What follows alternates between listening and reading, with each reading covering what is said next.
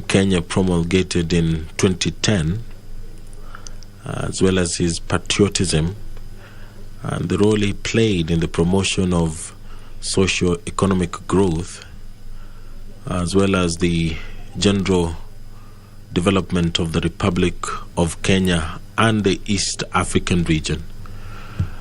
On your screen is the Speaker of the National Assembly, Honorable Justin Muturi, paying his respects to the former president. It is one of those special broadcasts that happens perhaps a few times in the life of Parliament, and the country is in mourning. Flags are being flown half-mast as Kenyans bid farewell to the late former president of the Republic of Kenya. I will now hand you over for this special broadcast of parliamentary business. My name is Edward Kabasa. Enjoy your viewing.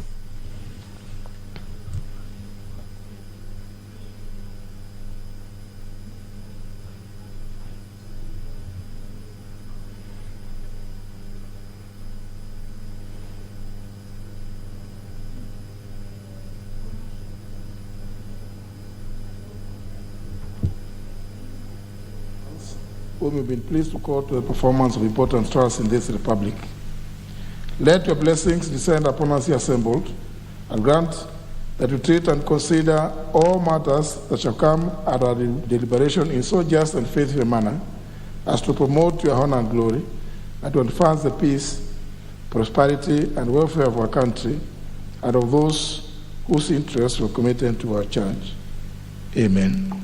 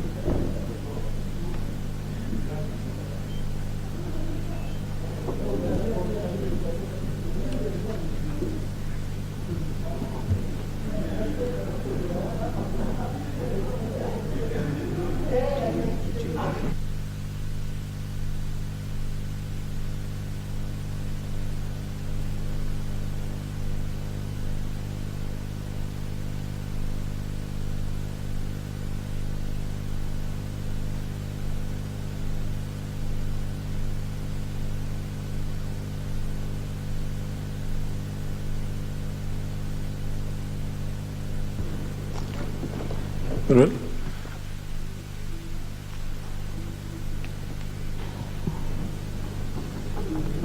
Order number 1, administration of oath.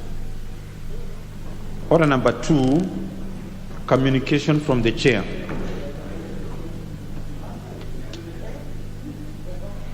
Can we please take your seats?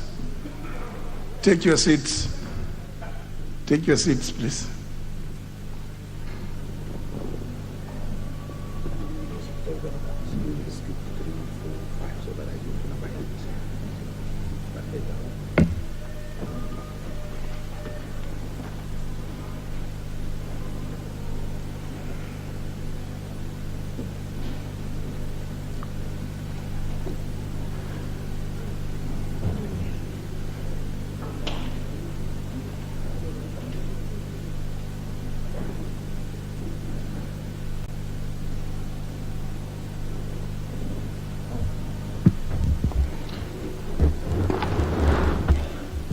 Honourable members, we convene here today under extremely unique circumstances.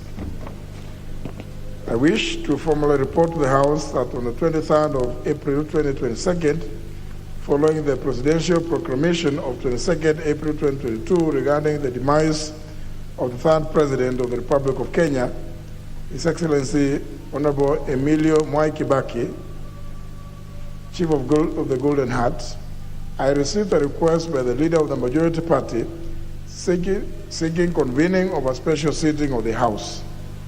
The purpose of the special sitting is to transact the following business. A, procedural notification to the assembled House with respect to the presidential proclamation of 22nd April 2022 regarding the demise of the third President of the Republic of Kenya, His Excellency Honorable Emilio Mwai Kibaki, and B, consideration of exceptional motion on honor and tributes of the House to the late third President of the Republic of Kenya, following the presidential proclamation of 22nd April 2022 regarding his demise. Honorable members, having taken cognizance of the urgency of the business to be so specified in the request by the leader of the majority party, I acceded to the request to convene a special sitting of the House today, Wednesday, 27th April 2022, commencing at 2:30 p.m. Consequently, and in keeping with the requirements of Standing Order 29, I did gazette this special sitting of the House via Kenya Gazette Notice number 4842 of 25th April 2022.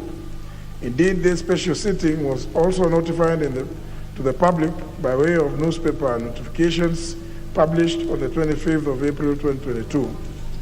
In this regard, this special sitting of the House today, Wednesday, 27th of April 2022, is properly convened. Honorable members, the business to be transacted by the House during the special sitting is as specified in the Gazette notice I have referred to. Having declared that this special sitting is properly convened, allow me to turn to the most important business that necessitated the convening of the sitting. Honorable members, we have gathered here today under sad circumstances. As you are already aware, the National Assembly and indeed the nation as a whole is mourning the passing on of the third President of the Republic of Kenya, His Excellency Honorable Emilio Mwai Kibaki, who passed away on Friday, 22nd April 2022, while undergoing treatment at the Nairobi Hospital. Honorable members, His Excellency the retired third President was born on the 15th of November 1931 in Gatuyani village, Othaya division in the then Nyeri district, now Nyeri County.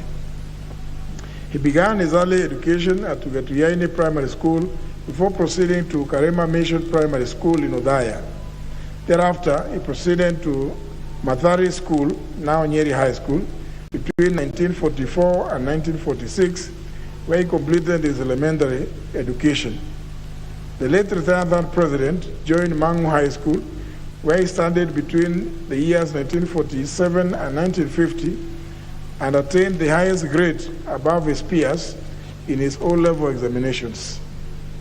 The late third President then pursued a Bachelor of Arts degree in economics at the Makerere University in Kampala, Uganda, where he graduated with a first-class honors degree in economics.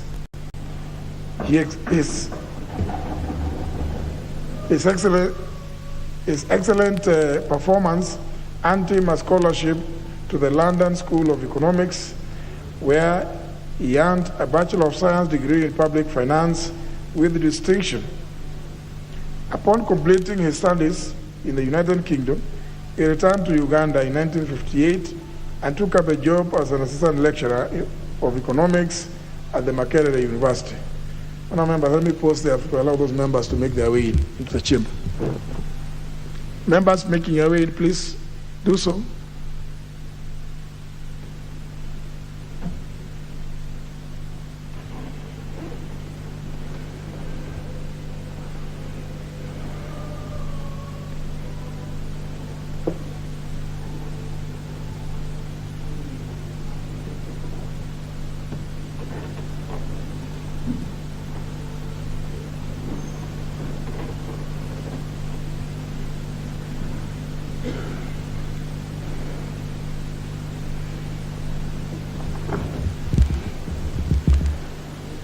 Honorable members, in 1961, a time when the country was gearing up for independence, the late retired President Kibaki returned to Kenya upon a request by the then Secretary General of the Kenya African Union, KANU, the late Thomas Joseph Boya, and took up a role as an executive officer in the party.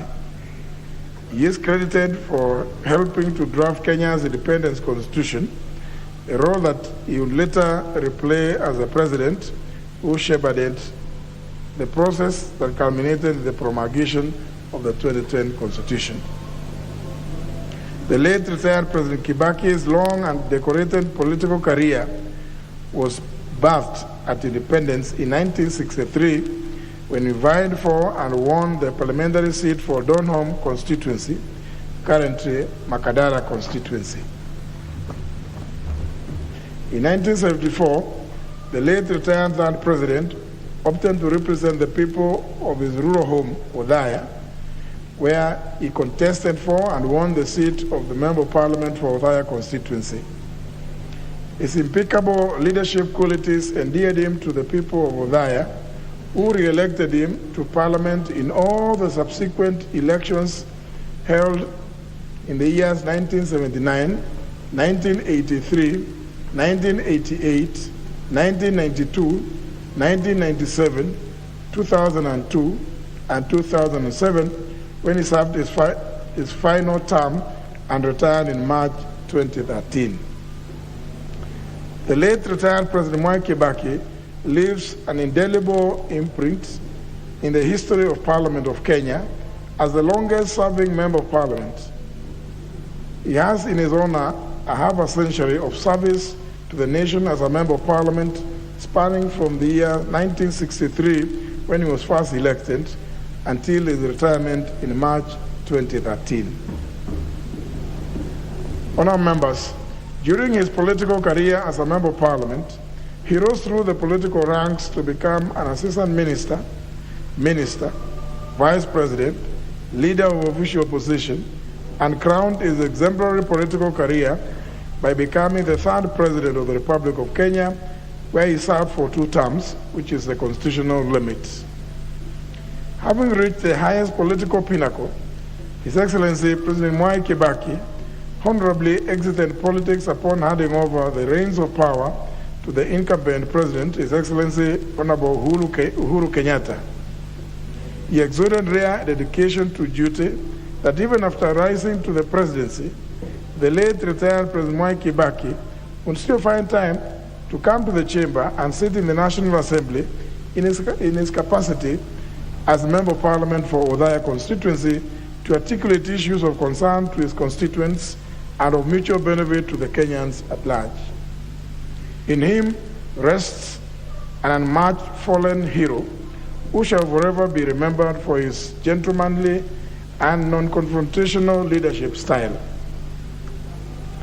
Honourable members, in his first term as a Member of Parliament, the late retired President Mwai Kibaki's standing as an economist earned him appointment as an Assistant Minister for Finance and Chairman of the Economic Planning Commission in 1963. Later on, in 1966, he was elevated to the position of Minister for Commerce and Industry, a position in which he served until 1969, when he was appointed Minister for Finance and Economic Planning. In 1978, he was appointed Vice President and served until March 1988. When Section 2A of the former Constitution was repealed in December 1991, following political agitation for multi-party democracy that was inspired by the wind of change from one-party politics to multi-party democratic parties that was blowing across the African continent, the late third president resigned from government and the ruling party, KANU, and founded the Democratic Party of Kenya. This bold decision marked a new trajectory in the political career of the late retired President Kibaki. He joined the presidential race in the first multi-party general elections in 1992, in which he came fourth. He contested for the presidency again in the subsequent general elections of 1997, where he came second to the late President Moi and became the leader of the official opposition in the National Assembly. In 2002, the late retired third president, made another stab at the presidency on the National Alliance Rainbow Coalition, NARC, party, and won with an astounding landslide majority, becoming Kenya's third president. He was re-elected president for the second term in 2007 under the Party of National Unity. Once again, members, let me allow the members at the door to make their way in.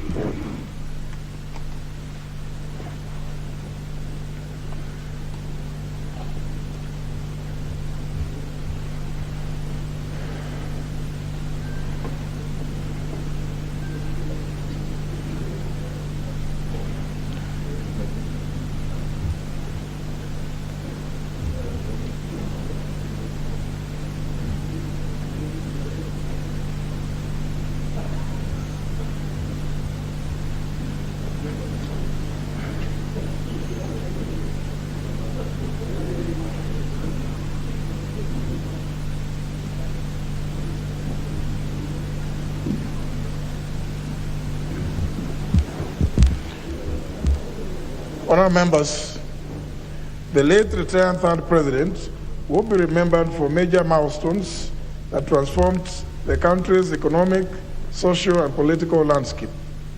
When he took oath of office as president in December 2002, the late retired President Kibaki committed to turn around the country's economy.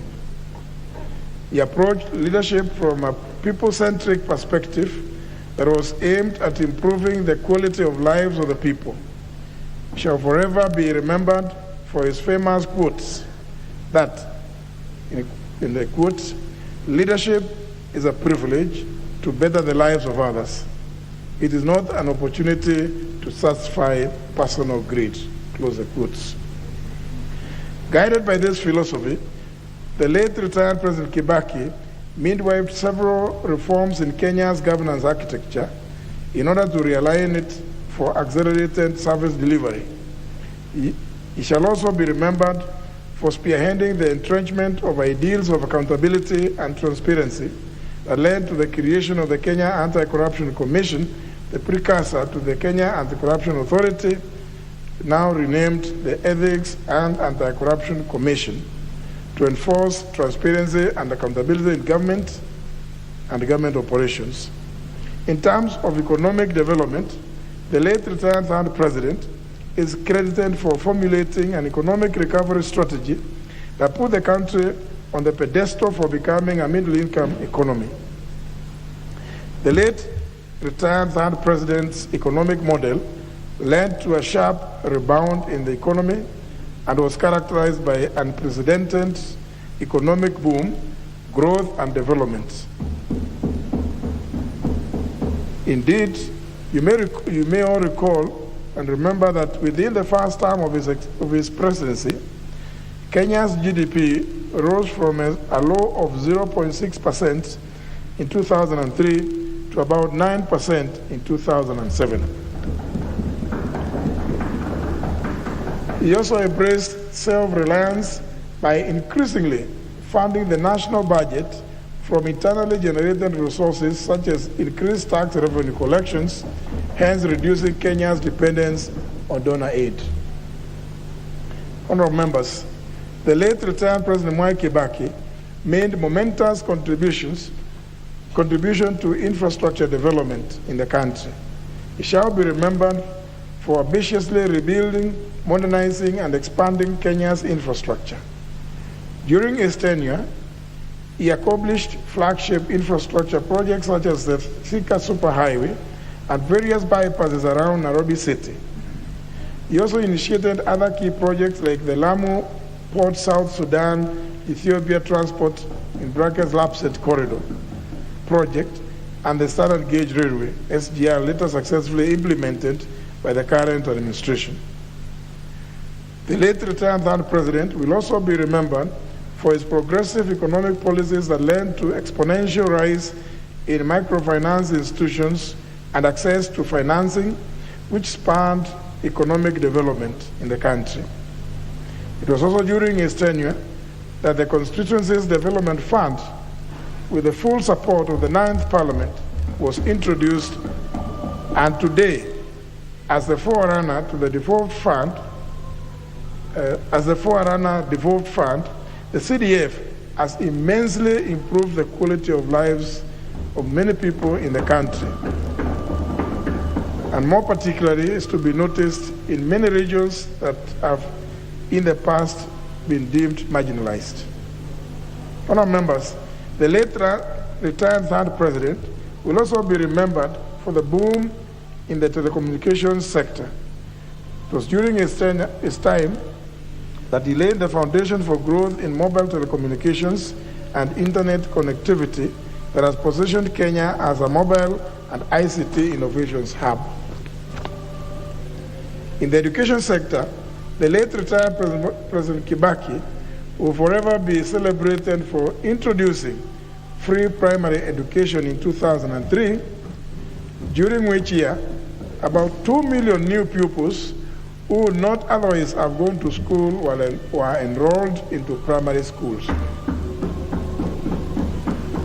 The progressive implementation of free primary education immensely contributed to the realization of universal primary education in the country and laying the firm foundation for the rollout of tuition-free day secondary education, which presently guarantees a 100% transition from primary to secondary schools.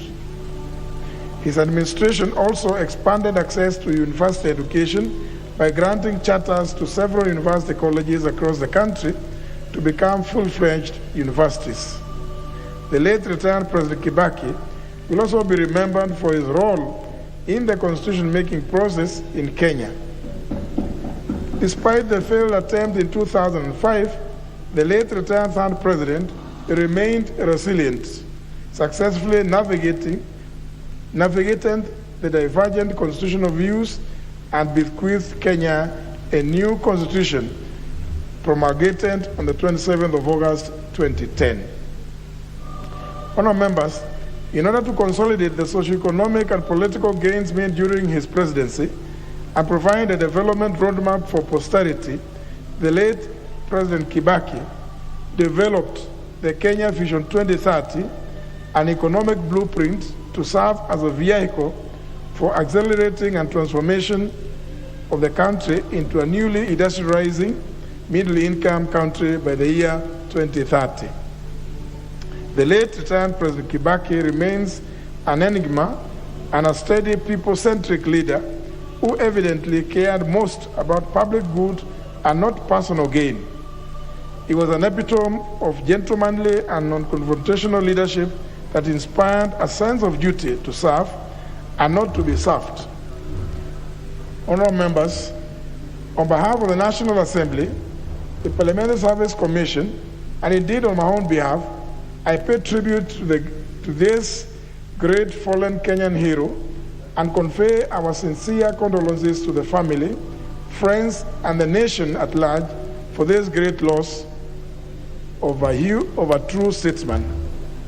Further, I take this singular opportunity to thank Kenyans of all walks of life who have managed to come and pay their last respects to the departed former head of state, whose body is lying in state here in Parliament.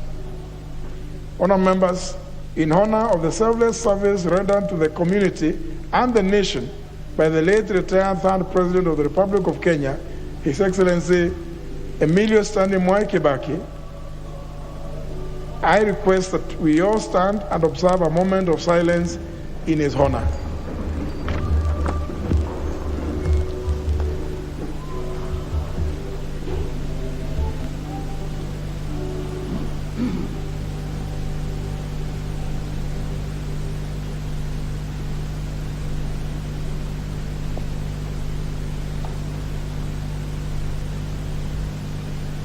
May his soul rest in eternal peace.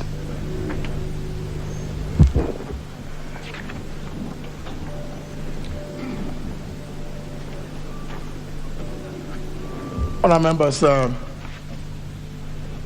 I can see already there are over 40 requests.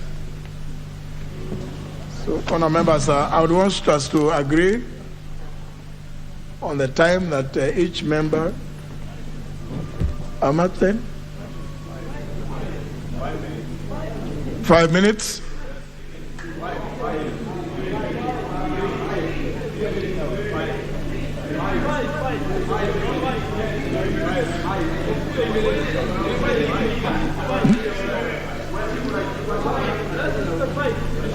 Okay, honour members.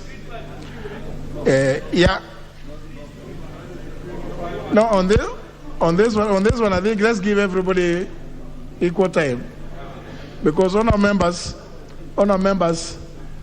at exactly 4:45, there is a request that we shall adjourn proceedings so as to leave the chamber to allow the military to perform some of their ceremonies, and then at the tail end, we accompany the body up to the gate where the national anthem will be played, and we bid farewell to the body of the late president. So I think 5 minutes is good for.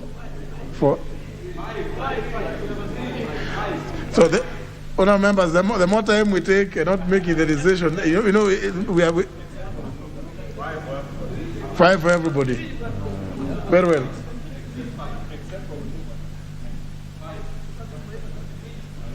Very well.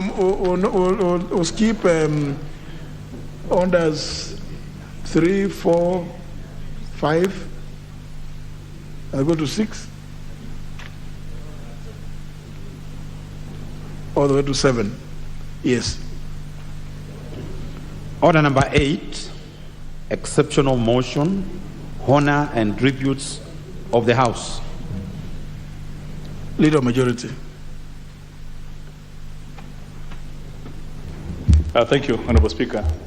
Honourable Speaker, I beg to move the following exceptional motion, that following the presidential proclamation of 22nd of April 2022 regarding the passing on of His Excellency Emilio Mwai Kibaki, Chief of the Golden Hearts, the 3rd President of the Republic of Kenya, the tributes of this House be recorded in special honor of the late retired President's long uninterrupted service in this House, his selfless service to the Republic, exemplary achievements, accomplishments of the country, his role in shepherding Kenya into a new constitutional dispensation in 2010, and for his patriotism and role in promoting socio-economic growth and development of the Republic of Kenya and the East Africa region. Honourable Speaker, let me, on behalf of my family and the people of Kibipiri, start by sending my deep, heartfelt condolences to the family and all the Kenyans on the passing on of our beloved hero, the late Honorable Mwai Kibaki. Honorable Speaker, history is more than the path left by the past. It shapes the present and has immense potential to influence the future. And these are words that were said by the former Speaker of the House of Commons, John Balko, when he recounted the steps in history that the House had taken since the 10th century. Today, we have a singular honor, an opportunity to record the tributes of this august House in honor of a giant of history, His Excellency President Mwai Kibaki. Honorable Speaker, in the words of President Obama, I wish to observe that it is hard to eulogize any man.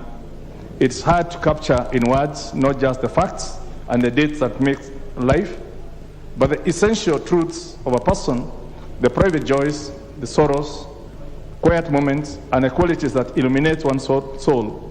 How much harder to do so for a giant of history, whose legacy is not only our cherished constitutional democracy, but the many aspects that form our social and economic struggles as a nation, and some of which you have enumerated, and the others that are flowing from the public as they talk about the great man.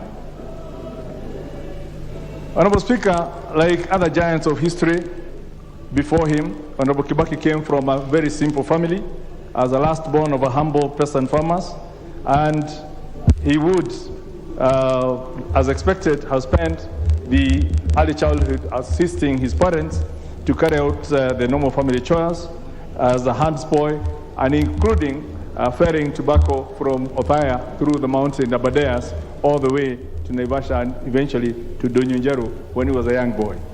But this did not deter him from rising to serve his country in the highest office in the land. And I don't want to go through his education, you've covered.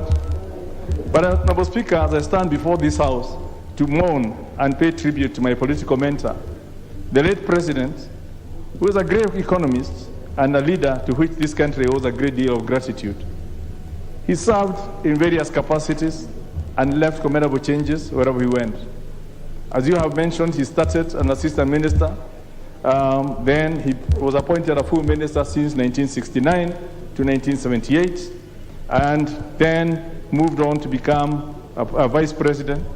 And during that time, Kenya saw unprecedented growth.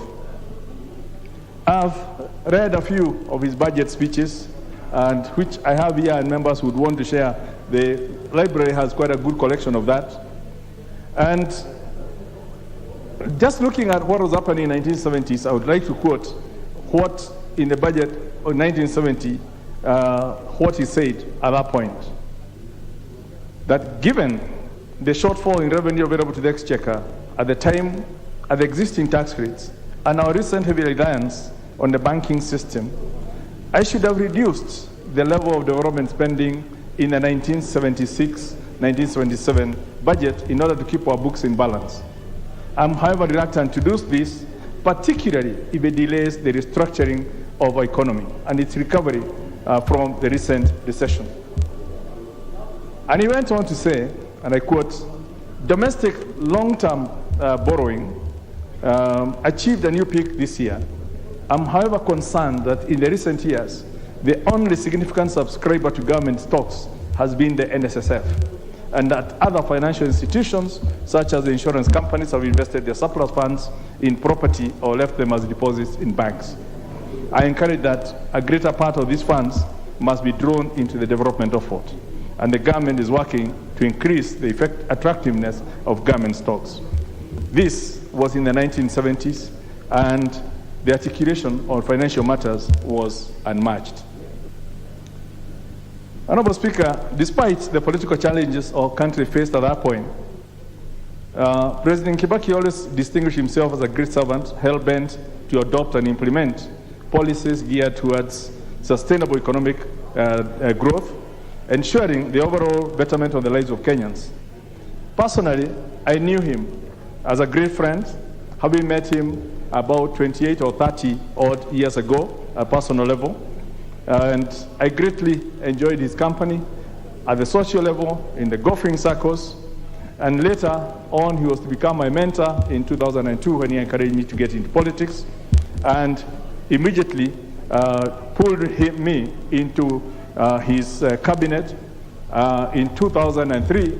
I remember the date, the 3rd of January 2003, and I was to stay in the cabinet alongside him for 10 years.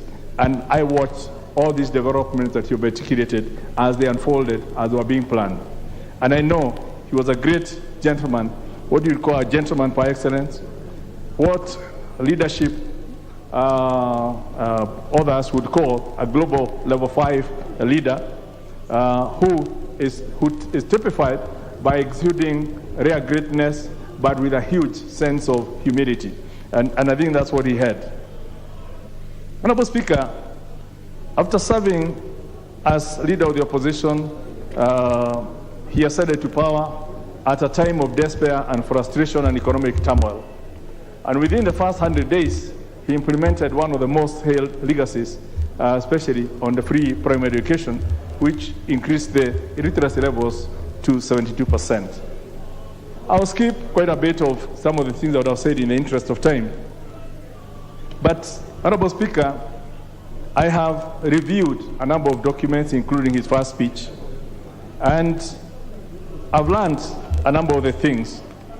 And allow me to quote, Honorable Speaker, one of the critical paragraphs in his speech at Uhuru Park when he came up to power. And for those who will get a copy of that, that's paragraph 5. And he said, "You've asked me to lead this nation out of the present wilderness and malaise into the promised land. And I shall. I shall offer a responsive, transparent, and innovative leadership, and I'm willing to put everything I've got into this job because I regard it as a sacred duty." And we all know he put all his energy into serving Kenya for the 10 years. I've offered our competitors a hand of friendship. We have been through a long and sometimes bitter electioneering campaign. Now the elections are over, that there should be no bitterness. And he lived to that. Let us all unite in forgiveness, reconciliation, and hard work to rebuild Kenya. Nation building requires joint efforts of all Kenyans. Let us work for our common destiny and advance our common aspiration to bequeath a better country to our children. And over the 10 years, he lived to those words. Honorable Speaker, within the same, I think within paragraph 7, he articulated, and I quote, one of the things he said, "We want to bring back the culture of due process, accountability, and transparency in public office. The era of anything goes is gone forever, and government will no longer be run on the whims of individuals. The era of roadside policy declarations is gone, and my government's decisions will be guided by teamwork and consultation." And he went on to say, which is very important for us here today, that the authority of Parliament and the independence of the judiciary will be restored and enhanced as part of the democratic process and culture that we have undertaken to bring to foster. Honorable Speaker, when we look at the contents of the Constitution 2010 that brought the independence of Parliament, that no president who ever dissolved Parliament at his whims, is part of the promise that was made in Uhuru Park on that afternoon of 2002 in December when he took over. Honorable Speaker, I could go on, but we don't have the luxury of that time. But I want to say that the late president had an outstanding approach to leadership that all of us here should emulate to make Kenya a great country that Mzee left. And as we head to the elections, because probably God has called him to the high heavens as a result, as a signal to the Kenyans. And I would like to plead with the electorate as we talk of all the great things the late Mzee Kibaki did. I would like to ask our electorate to honor Mzee Kibaki by looking for his qualities and the characteristics in all those aspirants at all levels. And let's ask ourselves, do you see a Kibaki in your MCA? Do you see a Kibaki or aspects thereof in your member of parliament, in your senator, in your governor?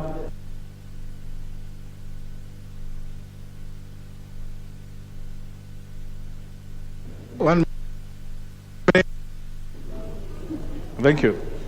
Honorable Speaker, I want the electorate to ask themselves whether they see a Kibaki or aspect thereof, those attributes that we are all talking of. And we are saying he did very great, so that we don't just look at, as we say traditionally, that you talk of a cow had milk after it has passed on. We want to look at what do our cows have milk even into the future when they are still living. And I would want to ask to challenge our electorate. Let's look for those qualities in our leaders as we go to those elections, and Kenya shall be a great country as he planned it, as he sowed the seeds, as created the frameworks for, and we all crave so that our children's children will bequeath to them a better country. Honorable Speaker, I really, in the interest of time and all the other members, I want to stop it there. I could go on forever. It touches me personally from our close relationship with him, and I have missed a friend, a mentor, and I believe wherever he is, I would hope that he's looking down upon me and the others that he mentored, and he will help us on our journey through this political thickness. Honorable Speaker, with those words, I beg to move. Deputy Minority Whip, Honorable Eseli.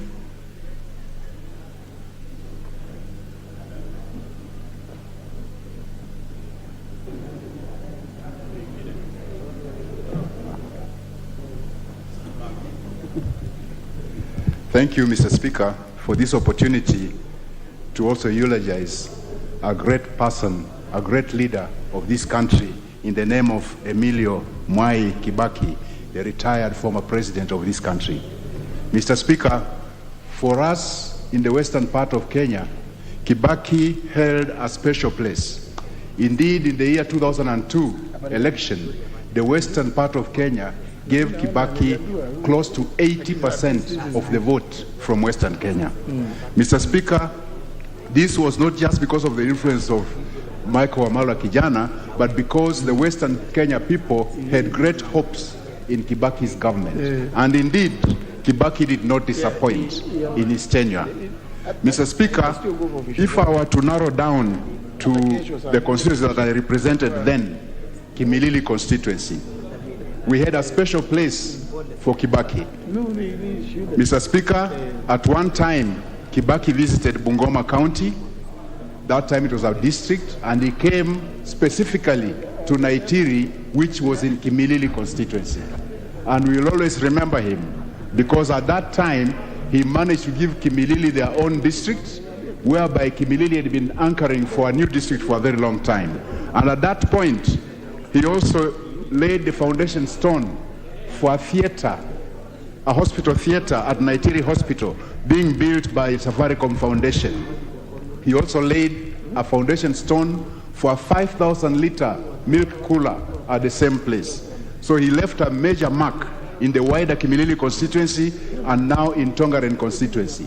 At that point is when he also gave instructions for the road from Kimilili to Misihu to be tarmacked. And indeed, this road was tarmacked. Mr. Speaker, I would say that I was honored to have been in Parliament at the time Kibaki was president of this country. Mr. Speaker, he was an interesting leader in the sense that he listened more than speaking. At one time, when there had been the Tokyo embassy scandal and Honorable Wetangula had stepped aside as the Minister for Foreign Affairs, he had called us for a meeting at Harambee House, members of Parliament from Western, and I told Honorable Wetangula that I'm going to ask the President to reinstate you. And as we got there, Honorable Wetangula grew close, cold feet, and told me, don't mention it. I just kept quiet, but as the meeting went on, at the end I mentioned it. I told His Excellency, the President, Mwai Kibaki, that, Your Excellency, you stopped, Wetangula stepped aside after the Tokyo scandal and the investigations have not come up with anything. Why don't you reinstate him? Because Kenyans are asking, kama wewe unawacha watu yako kwa mataa. And the president laughed and told me, wewe seli, wewe wacha siasa mingi. And we left the president's office at Harambee House. But indeed, within a week, the Honorable Wetangula was reinstated as the Minister for Foreign Affairs. So I've always remembered Mzee Kibaki as a very witty person, but listening to his people. Mr. Speaker, I don't know whether we can actually produce yet another Kibaki for this country. Somebody who had such an impact on the economy of this country until the current leadership that came in after him was able to rebase the economy to a lower middle income economy. Mr. Speaker, this was all because of the efforts that he had put in. And this came about because of the devolution that he started implementing from the time he became president, in the sense that he devolved a lot of economic activity to the grassroots, and that stimulated the grassroots economy. And I believe that's the basis that Kenya has thrived on to be classified as a lower middle income country. And I believe if we follow the new constitution strictly and devolve more funds to the grassroots, perhaps we'll achieve the dream that Kibaki had for this country, including the Vision 2030. Mr. Speaker, it's a great loss to the country, but we thank God that at least he gave us His Excellency Emilio Mwai Kibaki to live that long and lead this country to the direction that he led this country, especially economically, Mr. Speaker. While he might not have played the politics as well as we would have wanted him to, but that was Mwai Kibaki. So we have to accept him as he is and agree that he did a great job. Honorable Sanko. Thank you very much, Honorable Speaker, for giving me this opportunity to send my heartfelt condolences on my own behalf, on behalf of my family, on behalf of the 6.5 million Kenyans with disability I represent this House, to the family of the late Kibaki, to the people of Othaya, and to the people of Kenya in general. Honorable Speaker, the late Kibaki, our path crossed instantly when I was student organization of Nairobi University president. And at that time, the Moi regime introduced parallel degree program, a program that I was against. And Kibaki was the official opposition leader, so he was against the Moi regime. Therefore, we had one common enemy. And in the spirit of an enemy of your enemy is your friend, we were friends by default.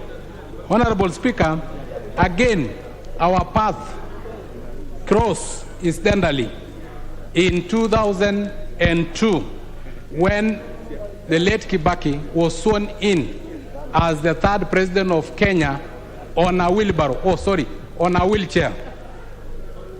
Honorable Speaker, therefore we were both persons with disabilities. And a few months into his leadership, he said, wapi ule mlemavu alifukuzwa university, rudisha yeye na wenzake. That is how some of us who are suspended in the University of Nairobi and other public universities got our amnesty from, Honorable Speaker. So, Honorable Speaker, I remember him as a hero who, without him, I would not have completed my university education. Honorable Speaker, Mzee, as he lie outside here, Honorable Speaker, the man who used a breach of the post-election violence victims' dead bodies to grab half of his government in the arrangement of Nusumkate, Nusumkeka, is screaming the loudest.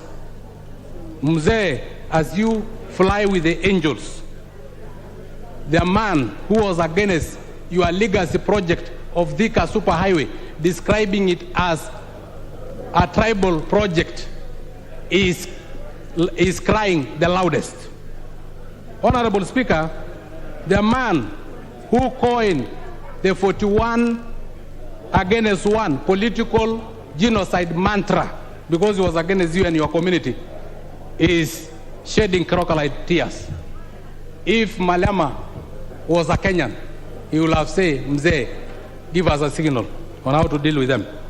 Such sellout, betrayers, and pretenders. Honorable Speaker, we mourn the late Kibaki because in his hand, he left a positive economy. He left an economy, Honorable Speaker, that was thriving, that was on a positive climb, Honorable Speaker.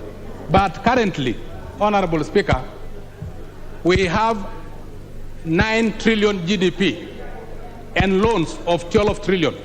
That is negative, Honorable Speaker. Kibaki, the late Kibaki, left us when everybody had 3 meals a day. Currently in Kenya, it is very difficult to have even 1 meal a day. Not because you are suffering from typhoid or lack of appetite, but because the economy is that bad. Honorable Speaker, Honorable Kibaki may have been an economist, and his successor did not study economy. But in any case, he was good in figures, and figures never lie. We were doing well as Kenyans under the leadership of His Excellency Mwai Kibaki and under the first 5-year term of the Jubilee administration. But in the 2nd-year term of Jubilee administration, we are now on a negative trend.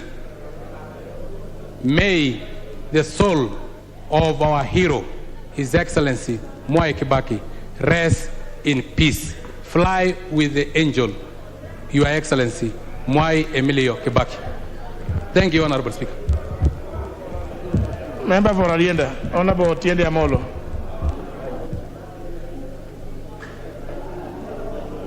Thank you, Mr. Speaker. 6 years ago, one day shy, Her Excellency Lucy Kibaki left us in the month of April. 5 days ago, His Excellency Emilio Mwai Kibaki has left us. Mr. Speaker, perhaps this is the Almighty's way of demonstrating their enduring love for each other, as the Bible says, till death did them part. We all know and accept that the Honorable Mwai Kibaki was not only the longest serving member of parliament by the time he died, but also the most experienced. We can debate about many things, but we all accept that having been plucked by Jaramogi Oginga Odinga from the blushed serenity of Makerere to come and serve as the executive officer of KANU, he remained steadfast and remained committed to this country. He was definitely a gentleman of Kenyan politics, gentlemanly to the point of being mistaken for a fence-sitter. But, Mr. Speaker, we all know that behind that gentility was a very careful, calculating, but principled man, a man whose integrity is not easy to question, a man who, when some of his friends brought or sought to bring his integrity to question, he had the courage to release them.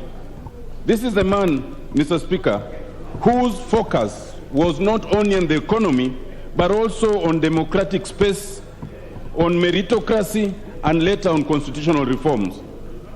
His legacy is superb, a legacy that was nearly blotted in 2007, when some of his handlers led him to a process that he was not fully persuaded of, aided by the judiciary at the time.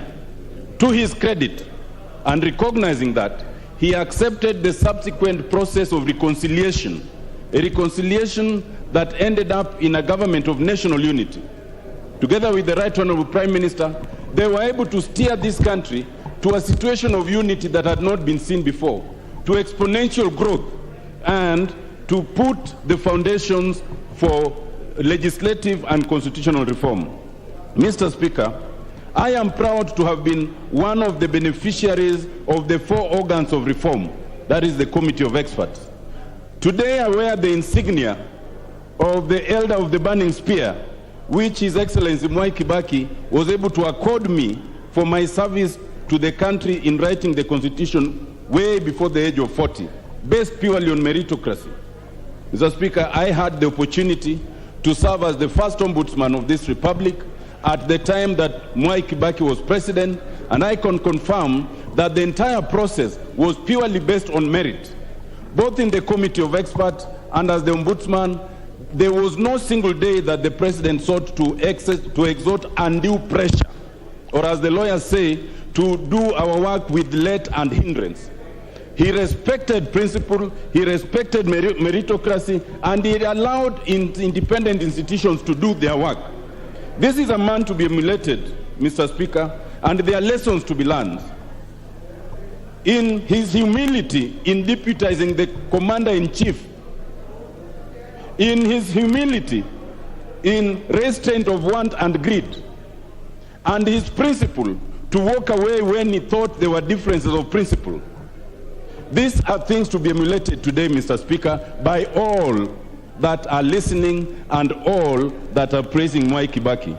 But above all, Mr. Speaker, his commitment to his country before self is unquestionable.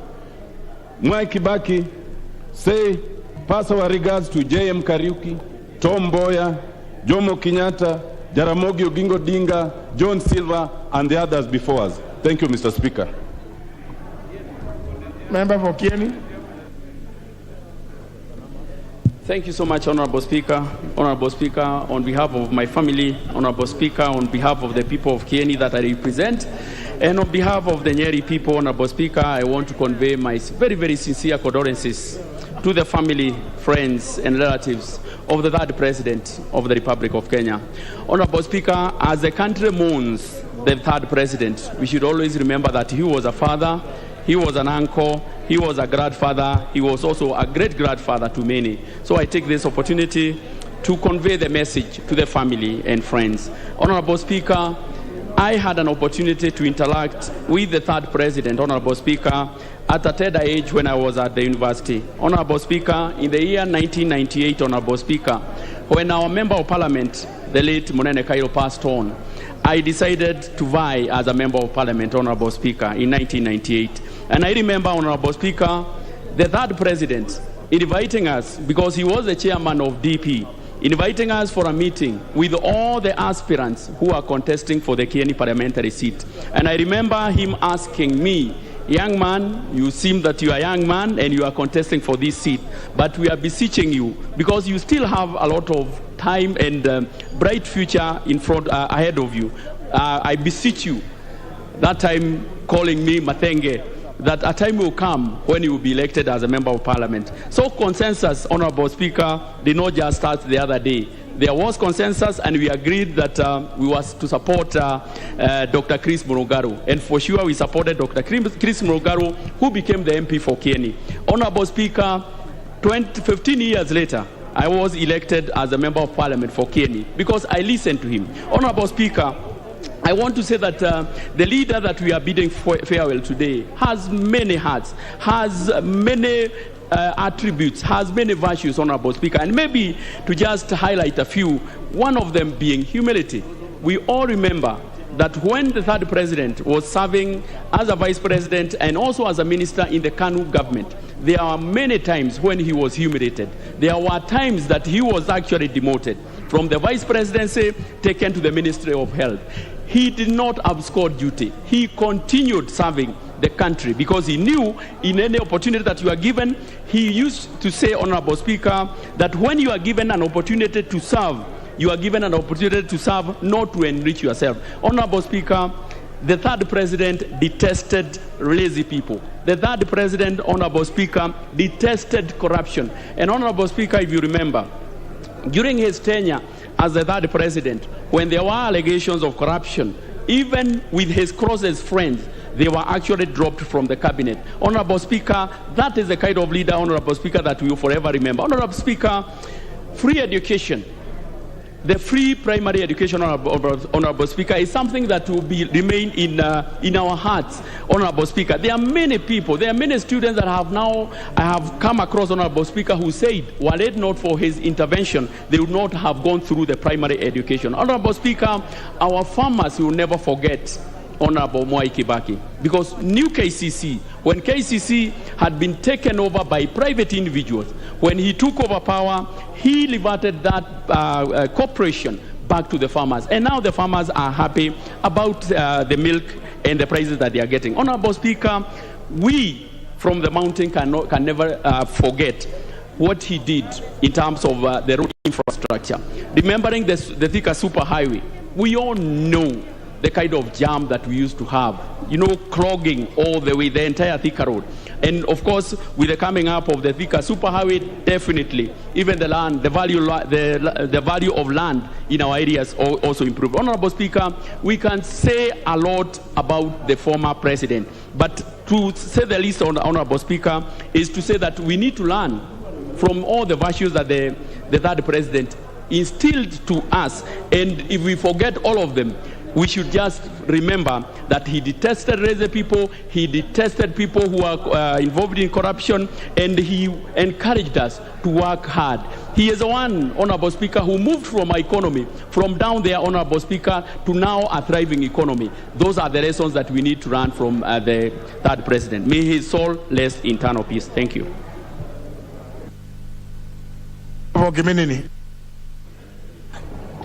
Thank you, Mr. Speaker. Mr. Speaker, on my behalf of my family, on behalf of the great people of Kiminini and Trans Nzoia County at large, Mr. Speaker, we bring our message of condolence to the family of the late President, friends, and the entire nation. Mr. Speaker, when you read the Bible, the book of Ecclesiastes, the Bible says there is time for everything. There is time to be born and there is time to die. Indeed, it was too early, Mr. Speaker, for the late President Mwai Kibaki. Mwai Kibaki leaves behind a positive legacy, Mr. Speaker. He was indeed a family man, Mr. Speaker. From his busy schedule of politics, he found time for his family. And this is a big virtue, Mr. Speaker, that other leaders must emulate, Mr. Speaker. Mr. Speaker, secondly, when it comes to the matters of the economy, Mr. Speaker, the President took over when the growth of this economy was at 0.06%. And he managed to drive it to almost 10%, Mr. Speaker. Mr. Speaker, Mwai Kibaki believed in planning. It is said, Mr. Speaker, that failing to plan is planning to fail. Indeed, he's the one who came up with the Vision 2030, Mr. Speaker. The Vision 2030 is the economic blueprint, Mr. Speaker, that all other policies are anchored to. And, Mr. Speaker, in the Vision 2030, the President envisioned Kenya to be a middle-income economy, Mr. Speaker. When it comes to matters of public debt, Mr. Speaker, the President was borrowing wisely.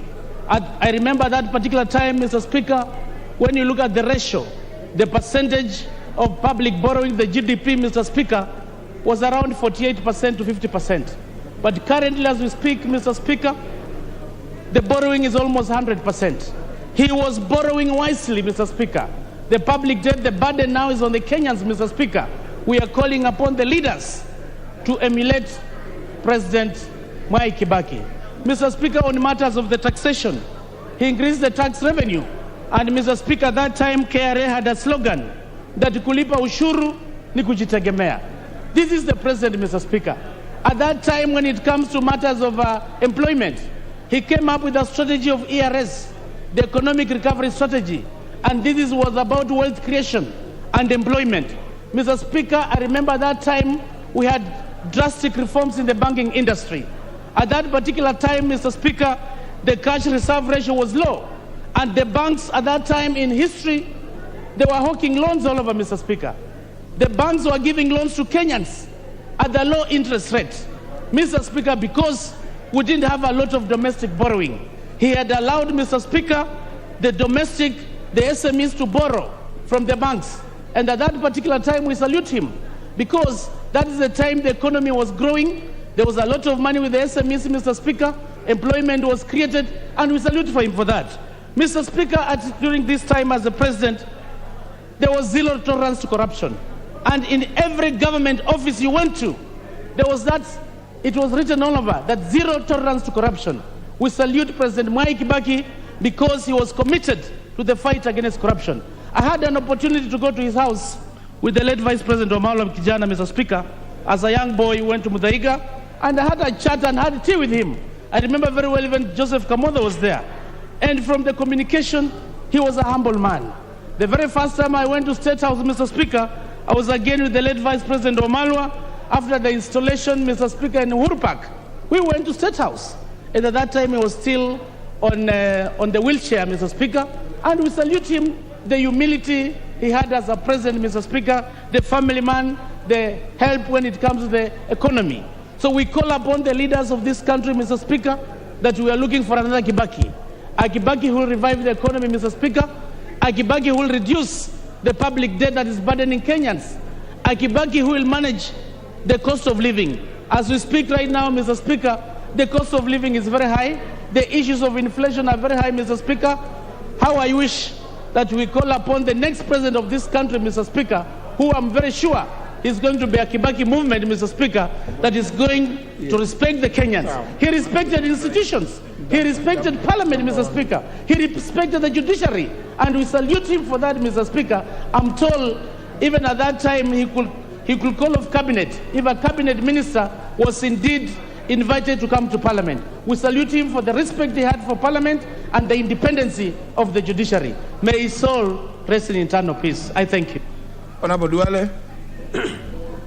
Thank you, Mr. Speaker. Mr. Speaker, on the onset, on my behalf and that of the people of Garissa Township and the people of Northern Kenya, I send my condolences to the family, friends, and the people of Odaya who have lost a great leader.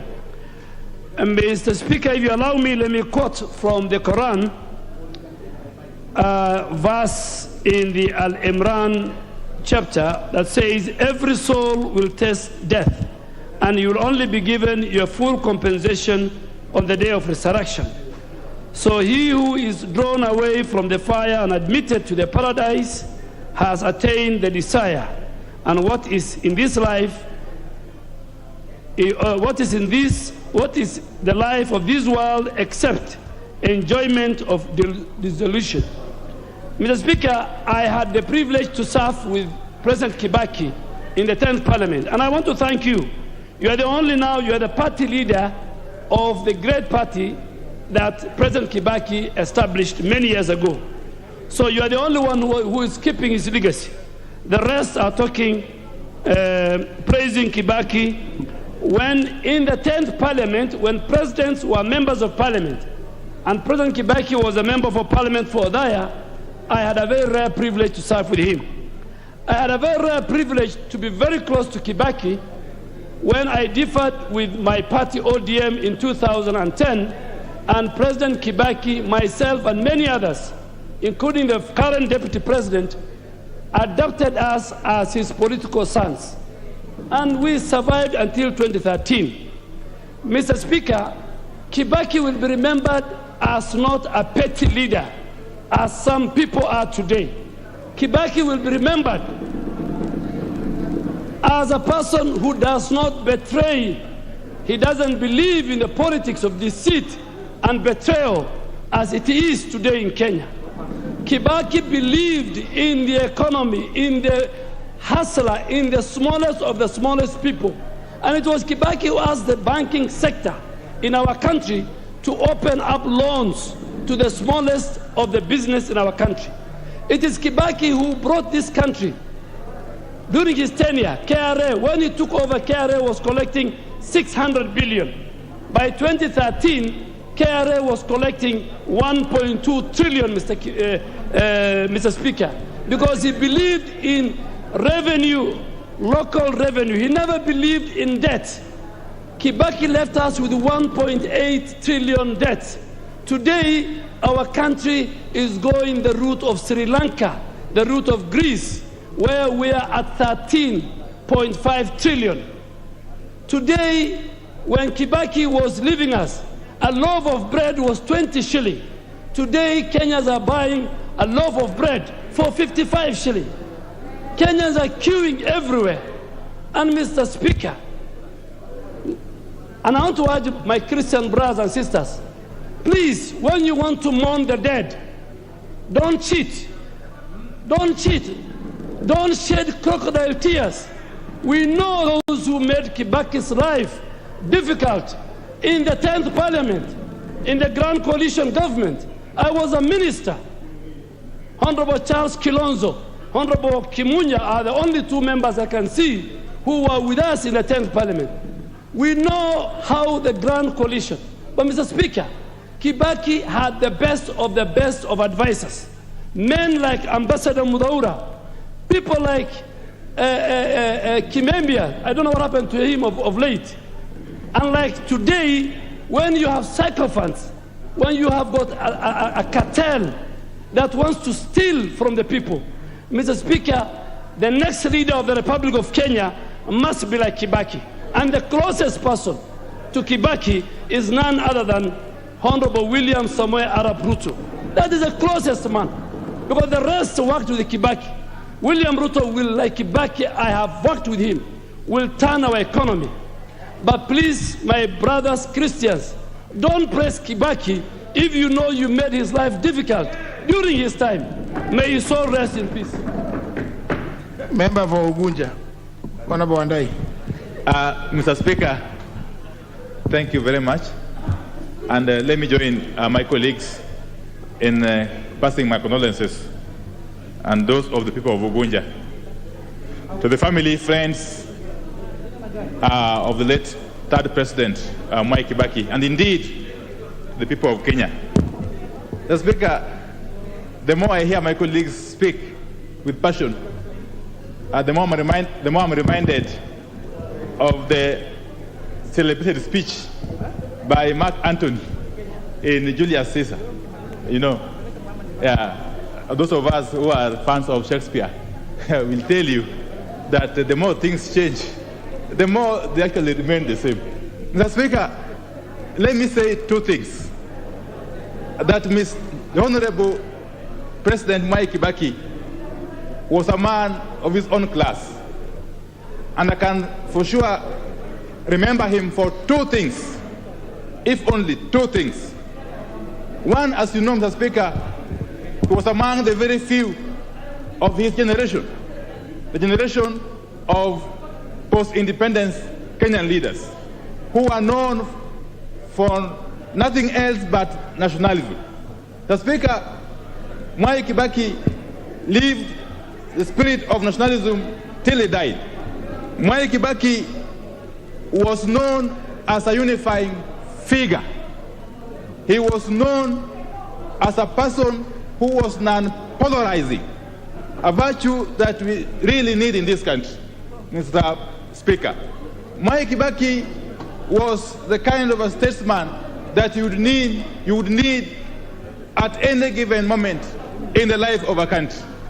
Mr. Speaker, secondly, is the legacy that Honorable Mwai Kibaki has left behind. You know, Mr. Speaker, many a times leaders struggle to leave a positive legacy. But what I've come to learn is that once you are a good leader, like Mwai Kibaki was, you don't have to struggle to leave a legacy. It just happens naturally. It just flows, as I'm being told by Honorable Wamalwa. Because when you talk about Mwai Kibaki, what comes to mind? The Thika superhighway. It just comes to mind naturally. What comes to mind? Free primary education, Mr. Speaker. And I'm happy the Honorable Uhuru Kenyatta followed in his footsteps. Because again, if you talk about Uhuru Kenyatta, you would obviously think about the Nairobi Expressway and many other things. So we need, and SGR. So we need really, as we send off this great Kenyan statesman, to relook at ourselves, to think of where we are as a country and where we need to go, Mr. Speaker. Mr. Speaker, I cannot end by saying that Mwai Kibaki did not work alone. Indeed, he was blessed to work with 3 vice presidents during his 10-year tenure.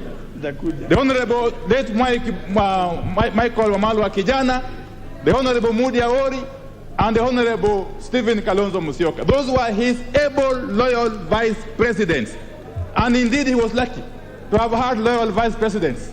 Not like these days when you have a deputy president who has become a leader of opposition. So it is very, very interesting, Mr. Speaker, as we send off the Honorable Mwai Kibaki, that we need to reflect upon ourselves as a country. That we need a situation that we find ourselves in currently, where a deputy president has become an opposition leader in his own government. That is something that never happened during Mwai Kibaki's tenure, Mr. Speaker. And therefore, with those very many words, Mr. Speaker, let me say I want to pray to Almighty God to continue blessing this country and to keep the soul of the president, the third president of this country, in eternal peace. Thank you. Honorable Angwe. Thank you, Honorable Speaker. Honorable Speaker, on behalf of the great people of Navajo, that of my family and that of my behalf, Honorable Speaker, allow me to eulogize the great man, a man who lives behind lessons rather than a man whom we can talk about in terms of the past. Honorable Speaker, the man, His Excellency Emilio Mwai Kibaki, leaves behind a lesson on leadership, leaves behind, Honorable Speaker, that leadership is not just for you, it's for a person, leadership for you as a Kenyan, and leadership, Honorable Speaker, for you as a statesman. Honorable Speaker, Honorable Mwai Kibaki leaves behind a lesson in terms of leadership of economy par excellence. He handled the economy of this country right from the time he came from school and joined KANU. That time, Honorable Speaker, to the time he left as the president, he all preached nothing but economy. Honorable Speaker, the lesson he leaves behind also to us is that he believes in a community, he believes in a person, not just one person himself, but also the entire community. Honorable Speaker, we appreciate the late Honorable Mwai Kibaki for appointing the great man, the Vice President of Kenya, the Honorable Christopher Michael Wamalwa. With him, all Luhya nation rallied behind Honorable Mwai Kibaki. Honorable Speaker, I come from a very small community, the Abanyala in Western Kenya. He is the first president, Honorable Speaker, to appoint a Munyala minister, Dr. Newton Kulundu. We eulogize him as a great friend of ours, Honorable Speaker. Honorable Speaker, Honorable Mwai Kibaki leaves behind the 50 years he has been in politics, Honorable Speaker. That leaves us a lesson of patience, Honorable Speaker. Are we supposed to be in a hurry to be presidents tomorrow? The answer is no. Are we in a hurry to be leaders today and tomorrow? The answer is no. Patience pays. Let everyone, Honorable Speaker, remember Mwai Kibaki as a person who traveled a political journey.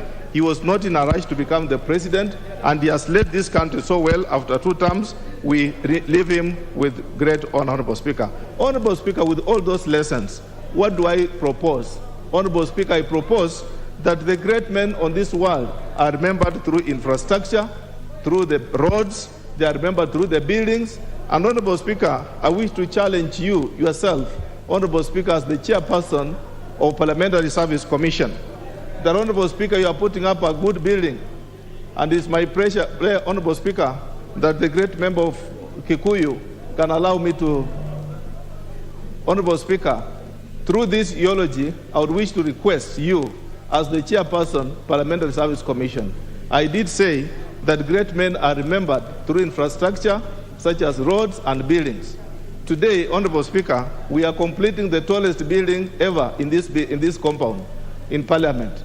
Isn't it possible, Honorable Speaker, that through you, we can remember this great man of 50 years through this house, that this tallest building behind you can be named Honorable Mwai Kibaki in his memory?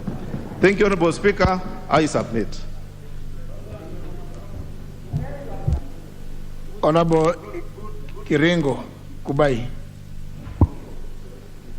Thank you, Mr. Speaker, for giving this opportunity to pass my condolences to the greatly fallen leader.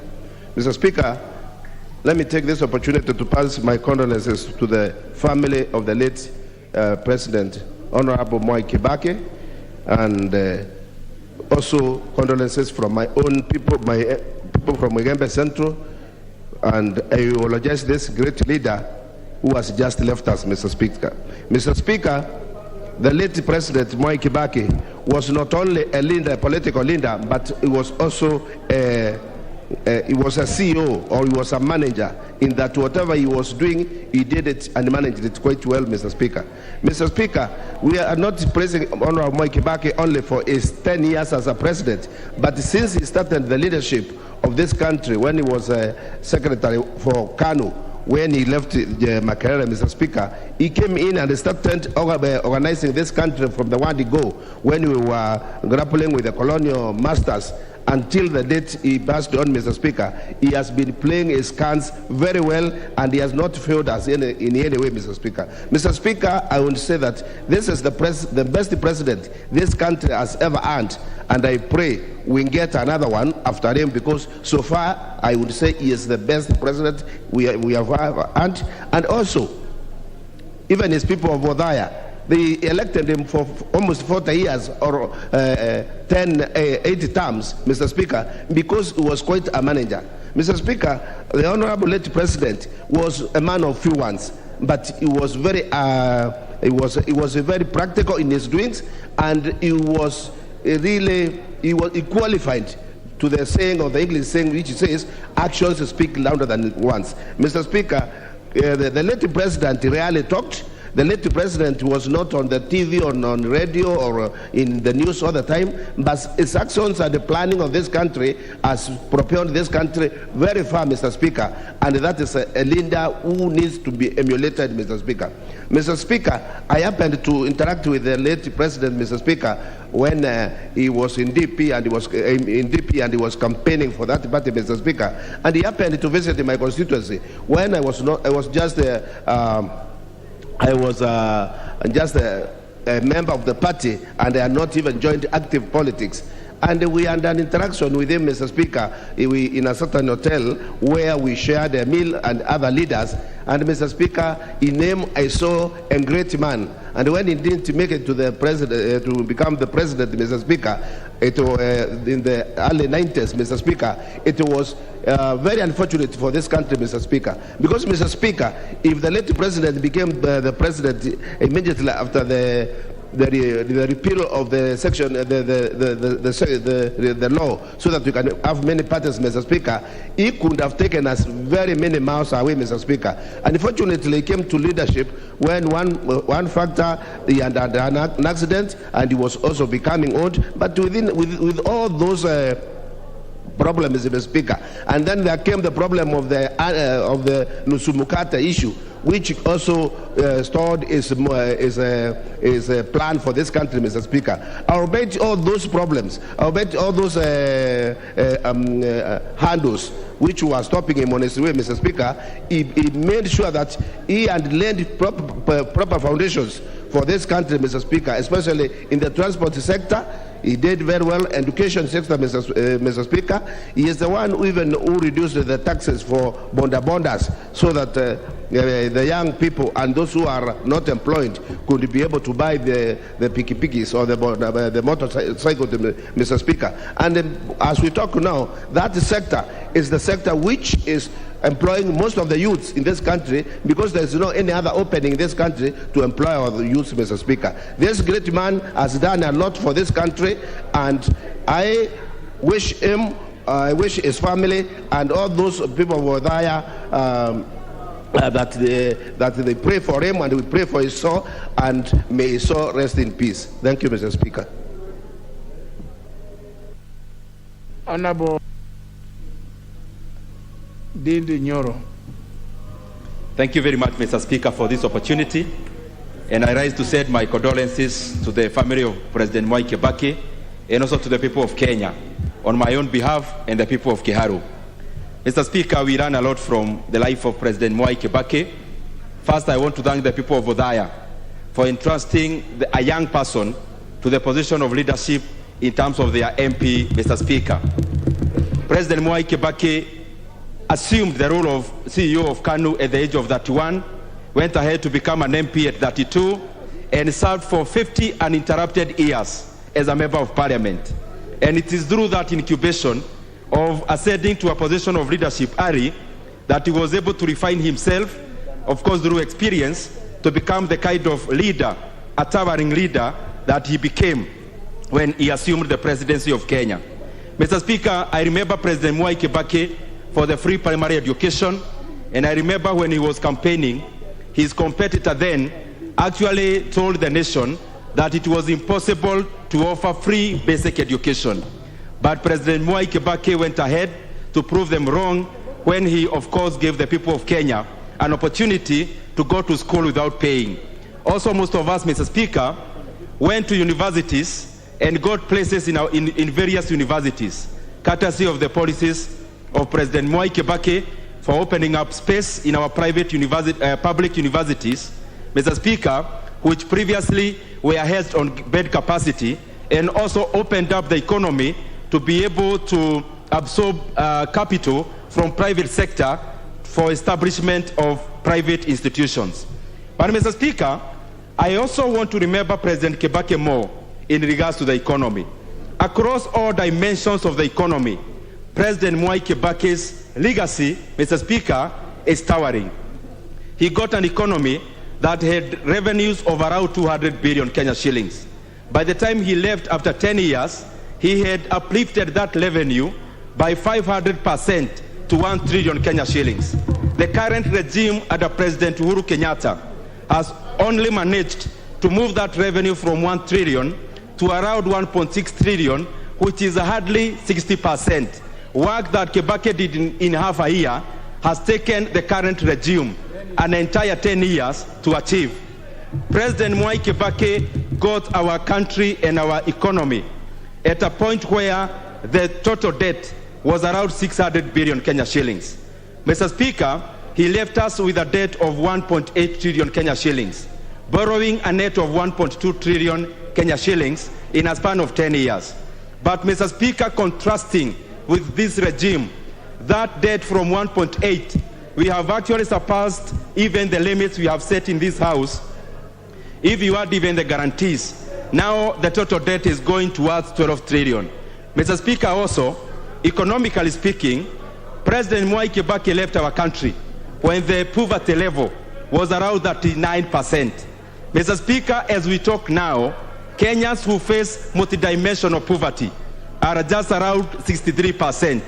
Two-thirds of Kenyans' households, Mr. Speaker, are living in one way or the other in poverty. And therefore, Mr. Speaker, the country that President Kibaki left that was booming has, of course, descended into poverty.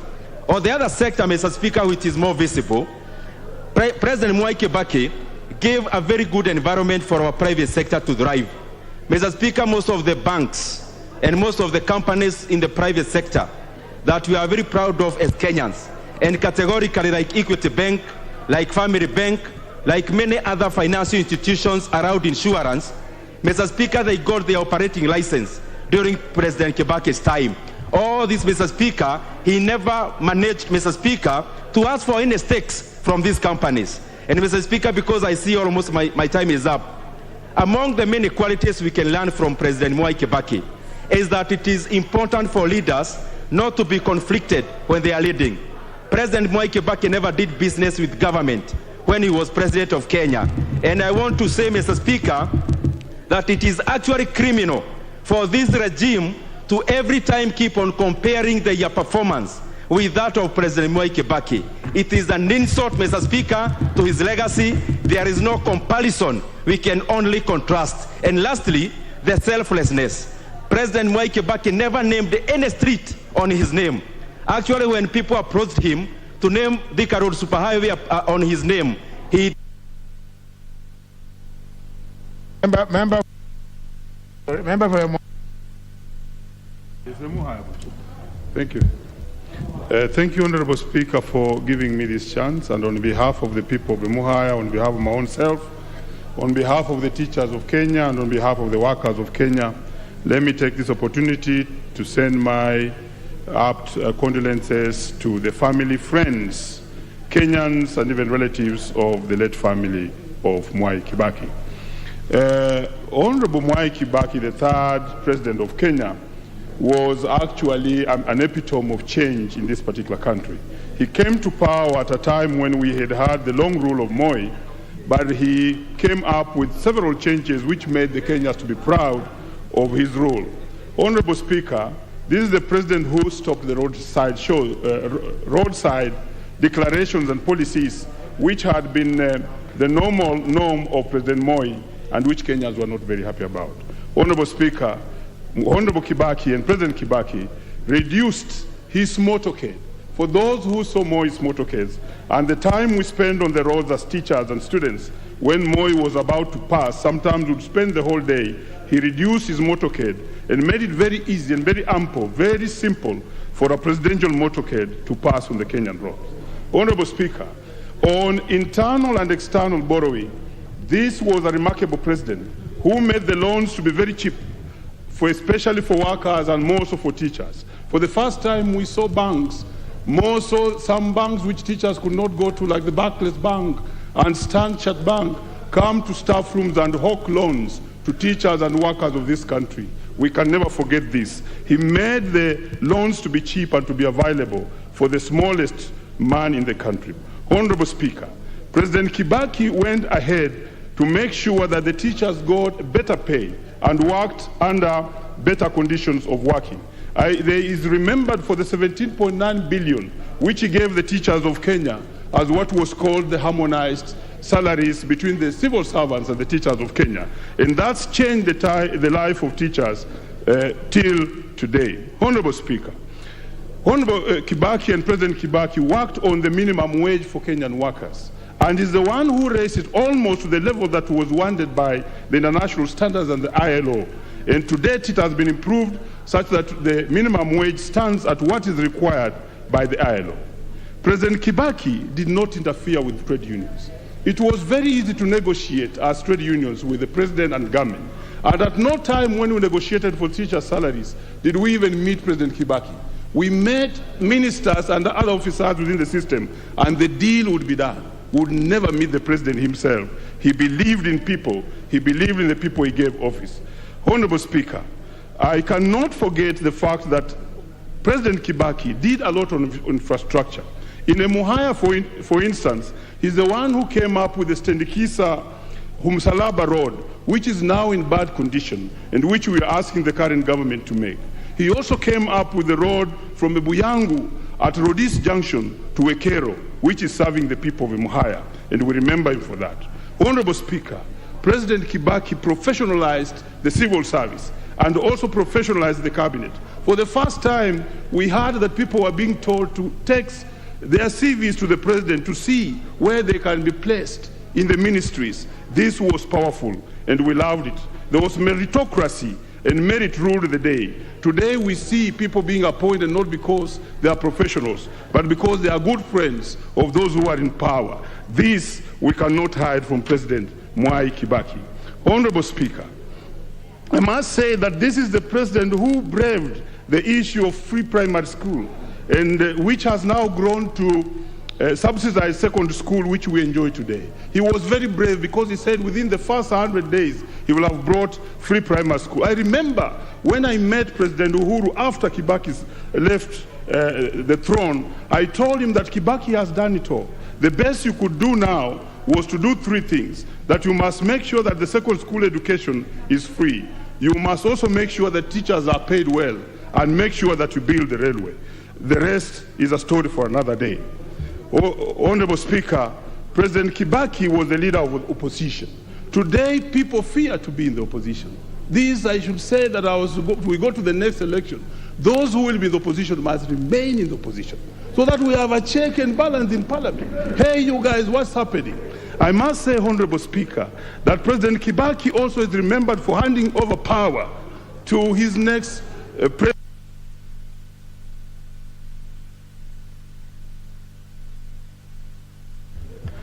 Can I hear the member for Odaya? Honorable Gichuki Mugambi. Give the member for Odaya.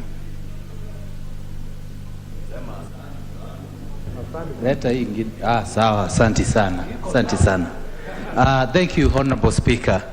Honorable Speaker, allow me to pass my condolences to the family, to my great people of Odaya and Kenyans at large as they mourn this great statesman.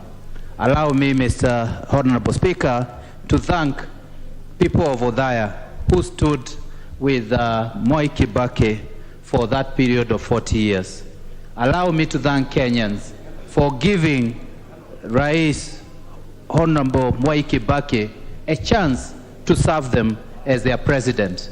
Honorable Speaker, I want to eulogize a very humble man.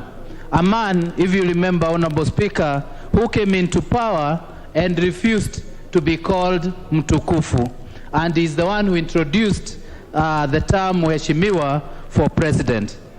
Honorable Speaker, we need to remember how humble Honorable Mheshimiwa Kibaki was. He refused, as many of you have said, for any project to be named after him.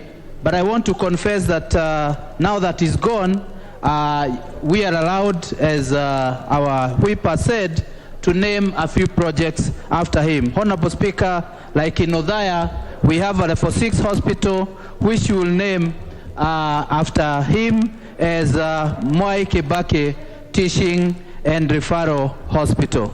Honorable Speaker, I had a chance to serve under Mwai Kibaki as his chairman of Odaya Development Association. As you know then, the Katiba had not allowed the constituency where the president comes to elect a member of parliament. But he gave me a chance to serve on his behalf as an acting member of parliament in Odaya. And I want to say, Honorable Speaker, I was lucky he did recognize my service and gave me an MBS for the service I gave to Odaya people. Honorable Speaker, we cannot forget where the president left this country, in terms of economy, in terms of education, in terms of social and political status.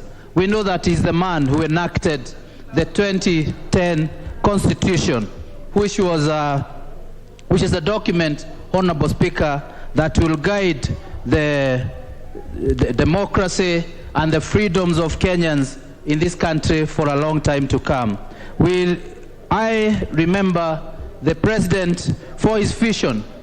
Honorable Speaker, Mheshimiwa Kibaki took over a country that was almost directionless. But he was able to come up with Vision 2030, which is a blueprint that again will guide the development of this country for up to the year 2030. Honorable Speaker, we cannot forget the many children who have had a chance to achieve their dreams because of the free primary education. Honorable Speaker, this is something we have to guard as leaders, so that all these kids, because all of them have dreams, that they will continue having a chance to achieve their dreams. Honorable Speaker, the late president valued the private sector, and this is an area that helped this country to grow almost with double digits. And if we all remember, the banking sector, the manufacturing sector, they all benefited from his policies of ensuring that he supports the best and he allows merit and competition to thrive in an economy. Honorable Speaker, we have to continue supporting and coming up with policies that are supportive to the private sector. Honorable Speaker, even the tax laws were very friendly during the President Kibaki's time, and we need to continue ensuring that we don't tax businesses out of business, but we have supportive tax policies that will ensure that the private sector continue to create more jobs and to help grow our economy. Honorable Speaker, may the good Lord bless the soul of our great statesman in eternal peace. Amen.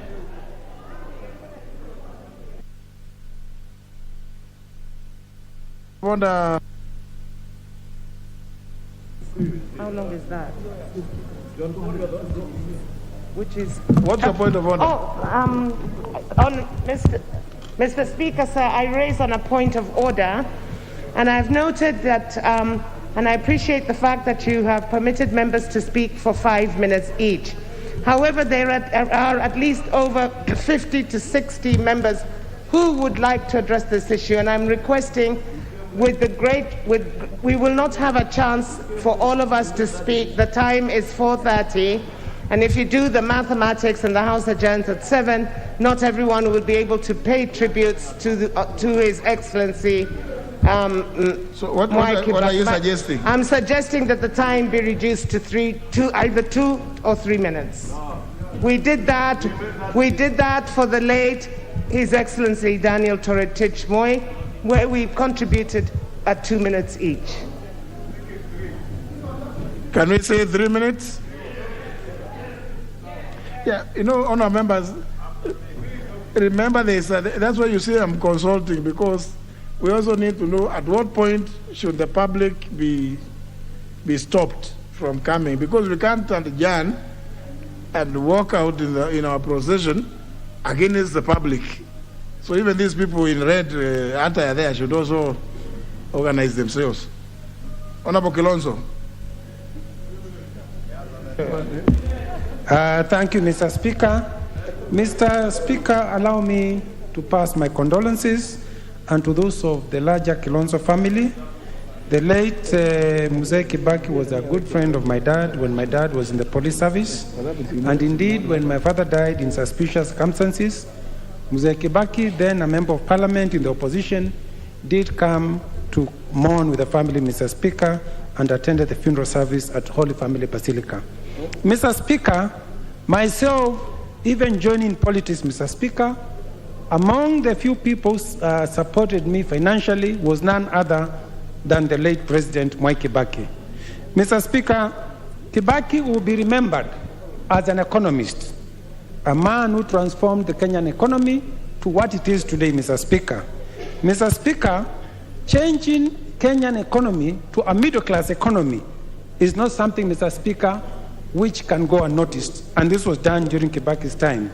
Mr. Speaker, it is during Kibaki's time when he had the Vision 2030, which successive government, Mr. Speaker, have still adopted.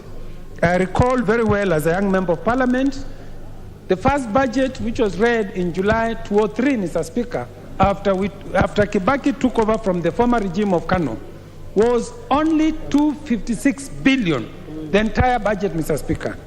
10 years later, Mr. Speaker, the national budget which he handed over, the last budget which he supervised was at 1.8 billion, Mr. Speaker. It was during his time, Mr. Speaker, where he emphasized on generating our own taxes to run the economy and reduced overdependence of aid, especially Western aid, Mr. Speaker. Mr. Speaker, many might not know that Mzee Kibaki believed in devolution, Mr. Speaker. It was during his time, Mr. Speaker, that CDF, which was a private member's motion by Engineer Karue, he actually requested Engineer Karue to surrender the bill to be a government bill, Mr. Speaker, and then the government brought the bill. Today, we now have National Government Constituency Development Fund, Mr. Speaker, courtesy of the late President, Mr. Speaker. But, Mr. Speaker, the late President believed that, Mr. Speaker, ministers in the House must fight their wars in the House, Mr. Speaker. Mr. Speaker, allow me to end there and say, may his soul rest in peace. Member for Madira.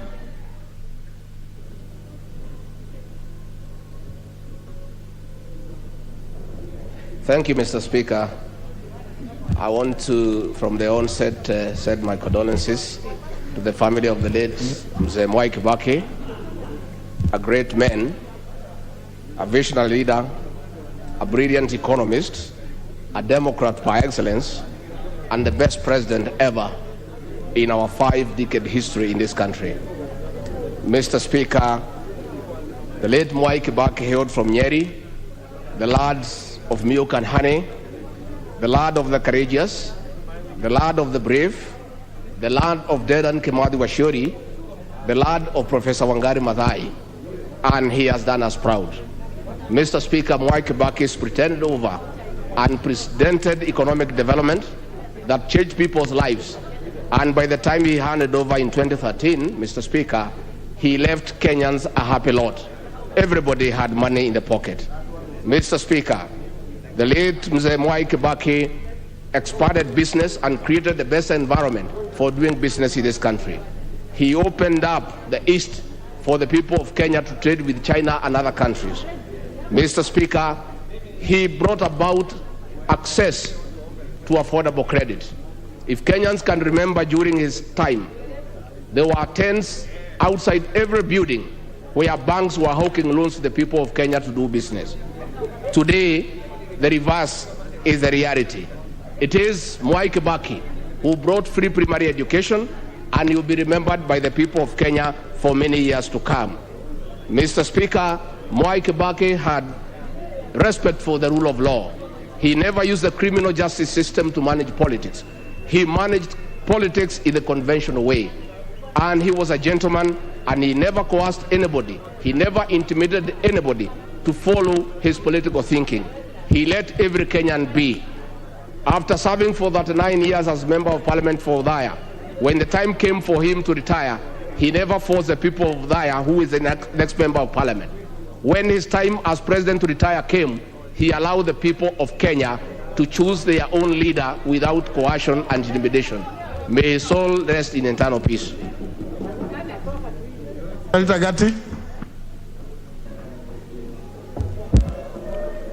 Thank you, Mr. Speaker, for the opportunity to mourn my president, His Excellency Mwai Kibaki. Mr. Speaker, I will remember President Mwai Kibaki as the president of this country, Mr. Speaker, And I remember him specifically, Mr. Speaker, because the Jamhuri Day of 2011, Mr. Speaker, the President awarded me the Head of State Commendation Award, the HSC, Mr. Speaker. That is why I use HSC.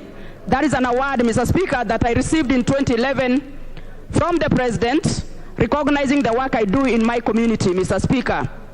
Mr. Speaker, sir, on behalf of the great people of Migori County, and on behalf of persons with disabilities that I represent, Mr. Speaker, in this House, I wish to send my condolences to the family and the people of Kenya. Mr. Speaker, persons with disabilities of Kenya are mourning the President, Mr. Speaker, who basically made their lives better in this country. Mr. Speaker, it is during Kibaki's time in 2003, Mr. Speaker, that the Persons with Disabilities Act was signed into law in this country, Mr. Speaker, and that has been a law that has made it easier for persons with disabilities of Kenya, Mr. Speaker, to actually have their lives and their rights recognized in this country. Mr. Speaker, it was during that time, and Mr. Speaker, going into 2008, when actually this country also, Mr. Speaker, as you may know, signed the UN Convention on the Rights of Persons with Disabilities, Mr. Speaker, making life easier for persons with disabilities. Mr. Speaker, I am a life member of Maendeleo ya Wanawake. Mr. Speaker, Maendeleo ya Wanawake in this country, women of this country, Mr. Speaker, are proud of President Kibaki, Mr. Speaker, because you know that President Kibaki supported Maendeleo ya Wanawake and supported women of this country, Mr. Speaker. We are mourning the loss of our President. Mr. Speaker, free primary education, Mr. Speaker. Children who would never have gone to school, Mr. Speaker, had an opportunity for the first time to access education, to see the classroom, Mr. Speaker, courtesy of our third President of the Republic of Kenya, His Excellency Mwai Kibaki. Mr. Speaker, for me, the first time I saw a superhighway was during his time, Mr. Speaker, coming to do a superhighway, Thika superhighway infrastructure. Mr. Speaker, we must give credit where it is due. And Mr. Speaker, I salute President Mwai Kibaki, and I ask that his soul rests in eternal peace. Amen. Thank you, Mr. Speaker. Member for Kandui. Sorry, honourable members, I'm still trying to coordinate out there. Thank you, Honourable Speaker. I wish, on behalf of my family, the people of Kandui, and the entire Democratic Action Party, to send condolences to the family, friends, relatives, and Kenyans for the loss of President Emilio Mwai Kibaki. Mr. Speaker, I had the privilege of serving with President Kibaki during the 8th Parliament when he was my leader of opposition between 1997 and 2002. Mr. Speaker, I also had the privilege of having served with him as my president, as both Member of Parliament, and also as his special envoy to the African Union and Somalia, Mr. Speaker. Mr. Speaker, this is a great man, a great leader Kenyans have lost. He was a pillar of stability, Mr. Speaker. We all are aware of the things he's done for this country, ranging from free primary education, growing our economy, Mr. Speaker, building stable infrastructure, ensuring roads across the country, Mr. Speaker, and above all, making Kenya a liberal and open society with expanded democratic space. Mr. Speaker, as you are aware, he was the leader of the Democratic Party of Kenya, the party you now lead, Mr. Speaker, and I lead the Democratic Action Party of Kenya. Both our parties, Mr. Speaker, stand for expanded democracy, expanded democratic space in this country, Mr. Speaker. They can see the Honorable Chungwa laughing at it. It is true we stand for that, Mr. Speaker. And today, as we mourn the late fallen hero, I want to appeal that we emulate the things he did for this country. We emulate the things he did for this country, growing this country, ensuring equitable distribution of resources. He visited Bungoma, my constituency, and started Kibaki Teacher Diploma Training College. People had been praying for it for many years. Eventually, he started Kibaki University, and he did many people for which he's going to be remembered, Mr. Speaker. May his soul rest in everlasting peace. Amen.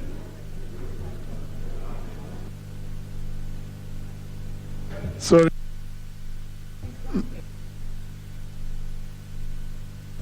I'm still trying to negotiate to see whether I can get you more. Member for Nyandarua. Thank you, Honorable Speaker. On behalf of myself and on behalf of the great people of Nyandarua, I join all Kenyans in expressing my sorrow and heartfelt condolences to the family of our late former President Emilio Mwai Kibaki. We are praying to God that He may give them comfort and strength at this moment of great pain.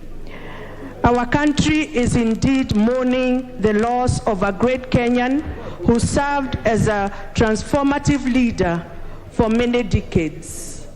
While we mourn our former president, we must remember to be grateful for his long life. We must also be grateful for his long stint in public service. Since the early days of independent Kenya, he served as a minister, vice president, opposition leader, and finally as president. His long story carries a significant lesson for us. He leaves with us a legacy of service, indeed a great man. The late Mwai Kibaki taught us that leadership is an opportunity to serve others and not to simply satisfy greed and fulfill selfish desires. Mwai Kibaki served the people of Kenya in various capacities for an extended period. His example reminds us of the need for endurance.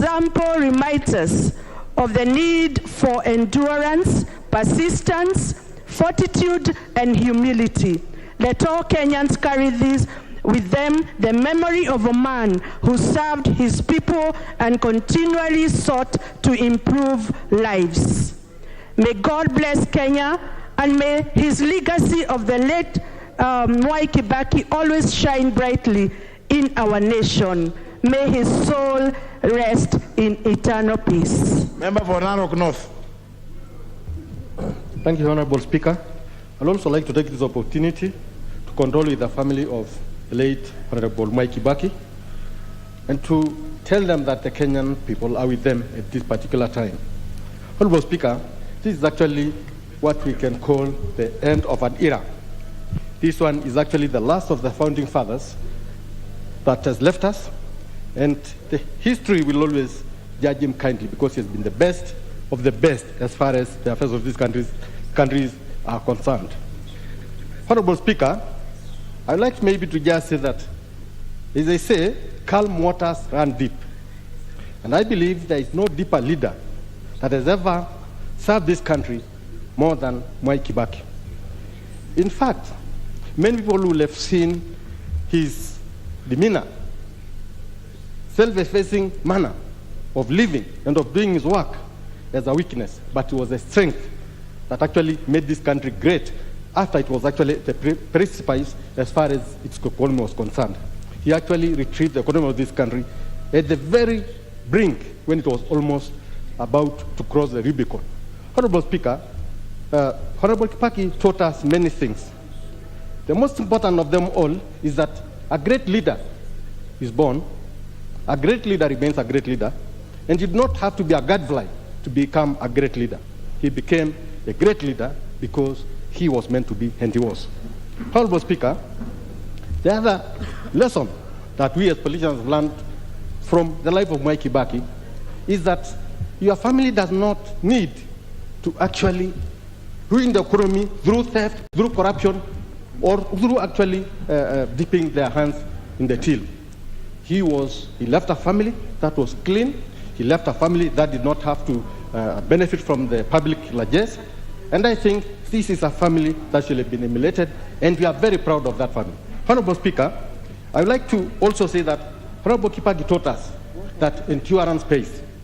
He also taught us that you can actually fall once, twice, thrice, but as long as you want to rise up again, you'll rise up again and win the prize. He taught us that, and he became the president of this country after people had ruled him out politically. The people of Narok actually benefited from him through infrastructure like the Narok-Sekenani Road. And I think there are many things that he did for us. We got employment during his time, and he never segregated or served a particular community but served all Kenyans. May his soul rest in eternal peace. Thank you, Honorable Speaker. Member for Kikuyu.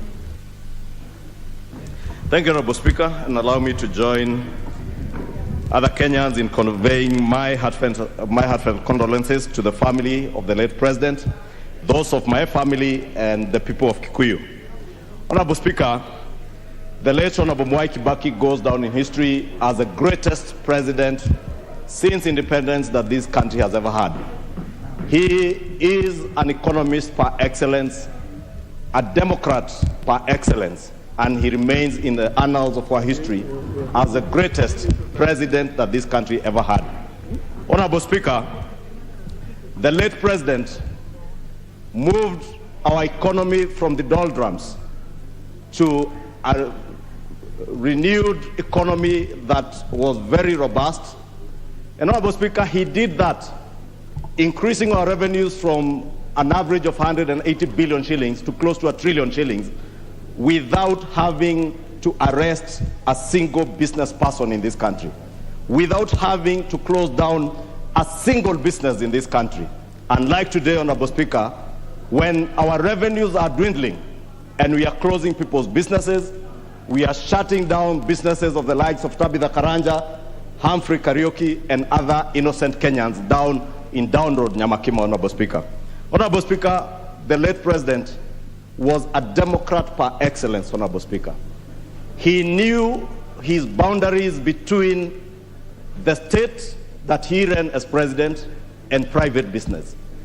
He knew and understood what state capture and conflict of interest was, and he never entertained it during his reign as president of our republic. And we will live to remember Mwai Kibaki, the greatest president of our times. Honorable Speaker, it is sad that today, as a nation rises to mourn the death of President Kibaki, we also mourn the death of the democratic space that he helped open after the dictatorship of the Moi regime. We mourn the death of our economy that he helped to uplift from the doldrums.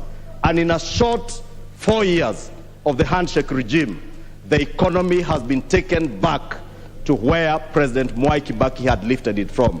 How sad it is, Mr. Speaker, that today, as we mourn the greatest president of all times in this country, Honorable Speaker, we also mourn the death of our economy. We mourn the death of our then robust democracy, Honorable Speaker. And Honorable Speaker, we can only pray that those who tormented Mwai Kibaki, those who said that he's the hands off, ears off, everything off president, at his hour of death, we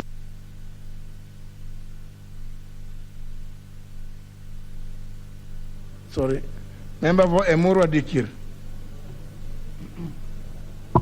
Thank you, Mr. Speaker.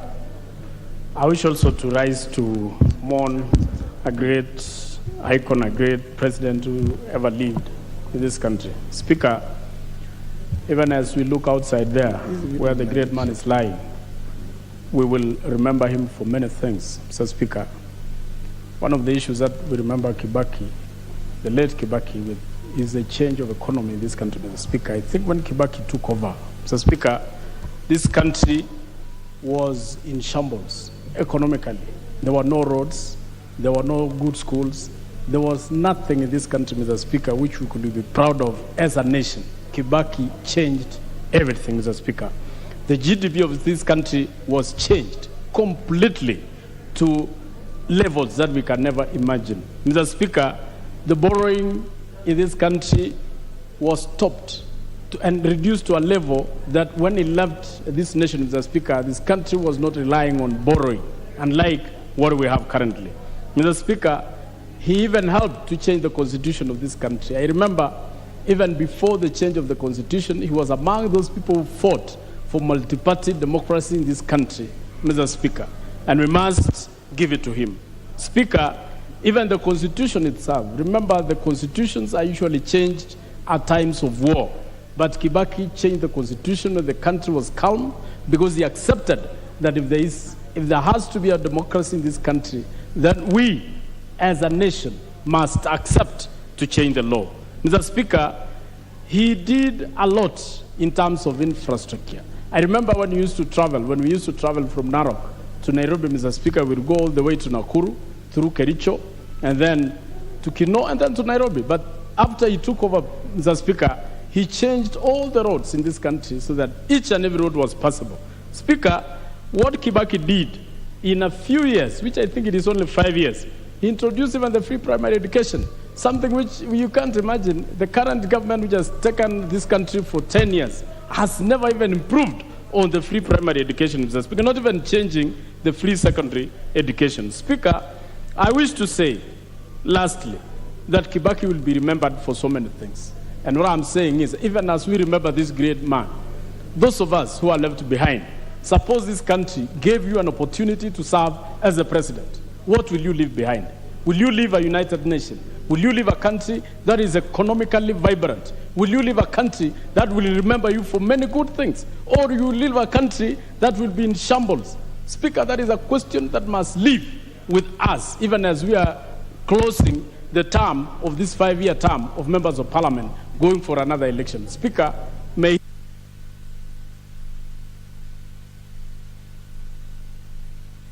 Rosanna. Thank you, Mr. Speaker. Mr. Speaker, on behalf of my family and my great county of Nairobi, we want to give our condolences to the family of the late His Excellency Moi Kibaki. I want to quote Ellen G. White in her book Education. The greatest want of the world is the want of men who will not be bought or sold, men who in their innermost souls are true and honest, men who do not fear to call wrong by its right name, men whose conscience is as true to duty as the needle to the pole, men who will stand for the right though the heavens fall. End of quote. We are privileged as Kenyans to have had a president who had these virtues. Today, millions of youth who wholly benefited from free primary education, subsidized secondary fees, and university have increased productive, skilled labor to our workforce. The Honorable President, His Excellency Moi Kibaki, made Kenyans believe the perception of governance changed during his tenure. Introduction of CDF, infrastructure. It's key to note that every time Kibaki partnered with Raila, Kenya experienced tremendous growth, that is Vision 2030, the Thika Superhighway, the Constitution of 2010, devolution, election of more women to legislation.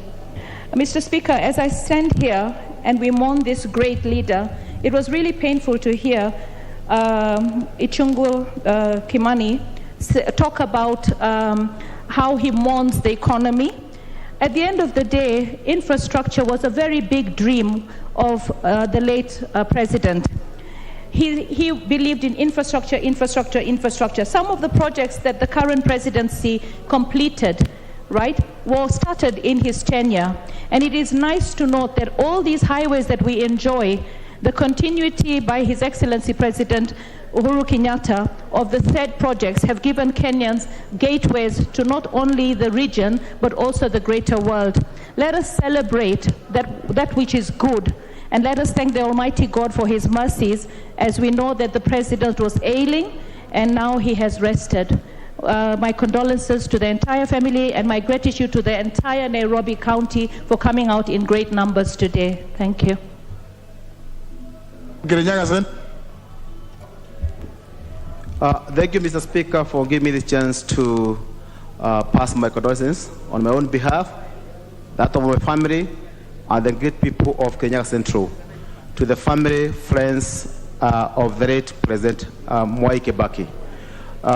Mr. Speaker, the late President Mwai Kibaki was in a class of his own.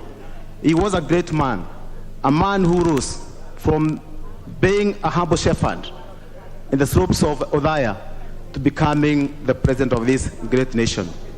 He's a man who was involved in the improvement of the law in Kenya and also constitutional development in this country. He was involved in the enactment of the Independence Constitution and more so the 2010 Constitution, which we all celebrate. He's a man who taught us humility through his deeds.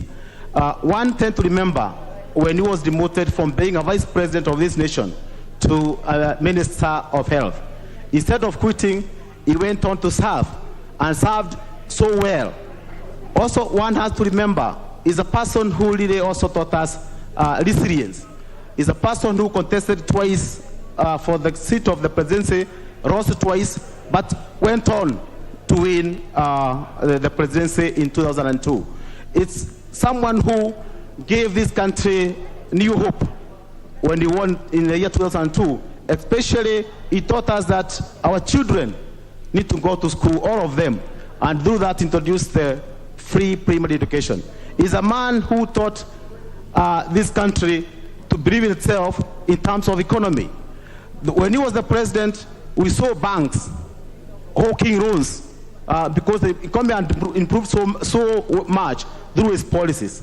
He's also a man who, through him, taught us that in his own class, he was an academic giant, especially considering that those years when he went to school. He excelled very well academically and also went on to have masters in those early days. And I think it's true that this great man, we will always remember him, especially also his way and gift of being counted together even in the times of turmoil. Someone who never used to suffer fools, someone who never used to be harsh or even dictatorial throughout his management. In fact, he demystified the seat of the presidency in a way that we came to appreciate. You can criticize the president without being disrespectful. May his soul rest. Member for Kajiado South. Let me talk. Thank you, Mr. Speaker.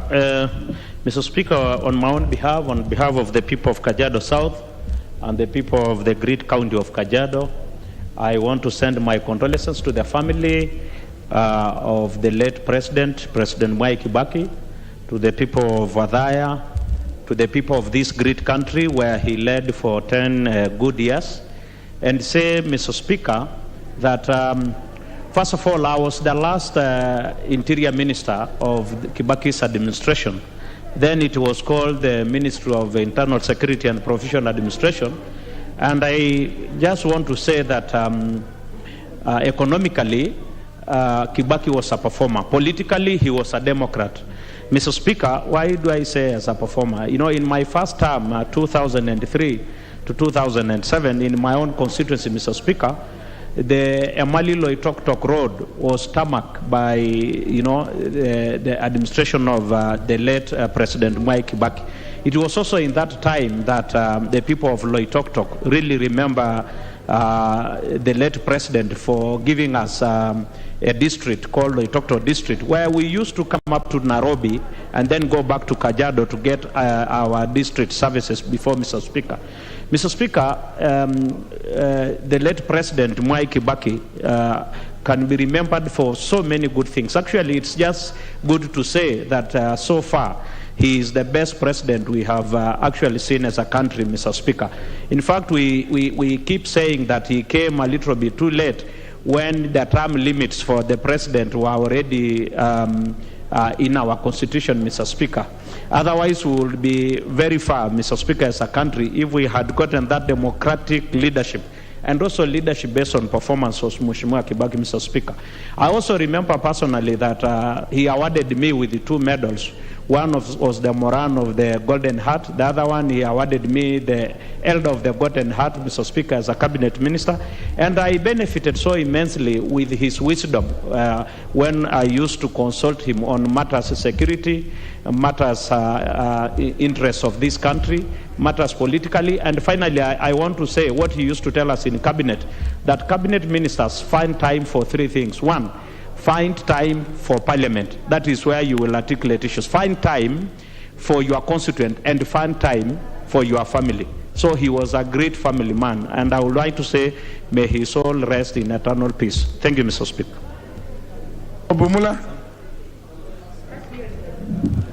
Thank you, Mr. Speaker. From the onset, on my behalf and on behalf of the great people of Bumula, I also wish to pass my condolences to the family of the late President Mwai Kibaki and the entire nation. Mr. Speaker, when we mourn such a great man, we pick some lessons that we need to follow as leaders of this country. One thing that I realized with Mr. President, the late President, that every time, because that time when he was serving as the President, some of us were in the civil service, but every time we had opportunity even to visit him in the evening, you realize that he's sitting with men who could guide him on how to run this country. Mr. Speaker, as a leader, you need good advisors. President Kibaki had very good advisors, and Ambassador Mudaura was always there to see the kind of people that would sit with the President until late. And today we are here to celebrate the great legacy that he has left in this country, a legacy that will be discussed with generations to come, because he was a kind of leader who decided to put the country first and not positions. Mr. Speaker, today you go to the villages, if you talk of the devolution that we can enjoy is actually the CDF that was championed by the late President.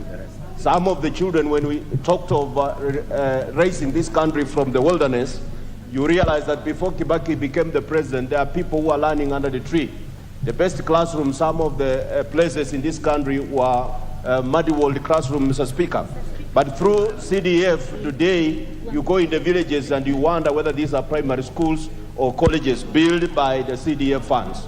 So, Mr. Speaker, this is one man who knew that the country was actually in need of his leadership, and he was not such an insecure leader.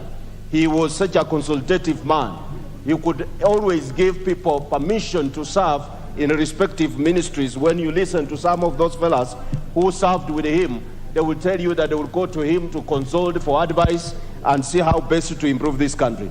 Mr. Speaker, to talk less or even more about this man, you realize that the massive infrastructure today that we enjoy in this country, people talk of Thika Road, but you go to even to the villages, you realize that some areas which had no tarmac roads, Mr. Speaker, because of the policy of this great man, people had to enjoy the infrastructure that they had never benefited since independence. I concur with one leader who said here, I think it was the leader of the chief whip of the majority, who suggested that actually such a great man should be remembered. And the building standing behind you, Mr. Speaker, because of your effort also bringing it up, be named Mwai Kibaki Towers, so that this great man can be remembered by this house.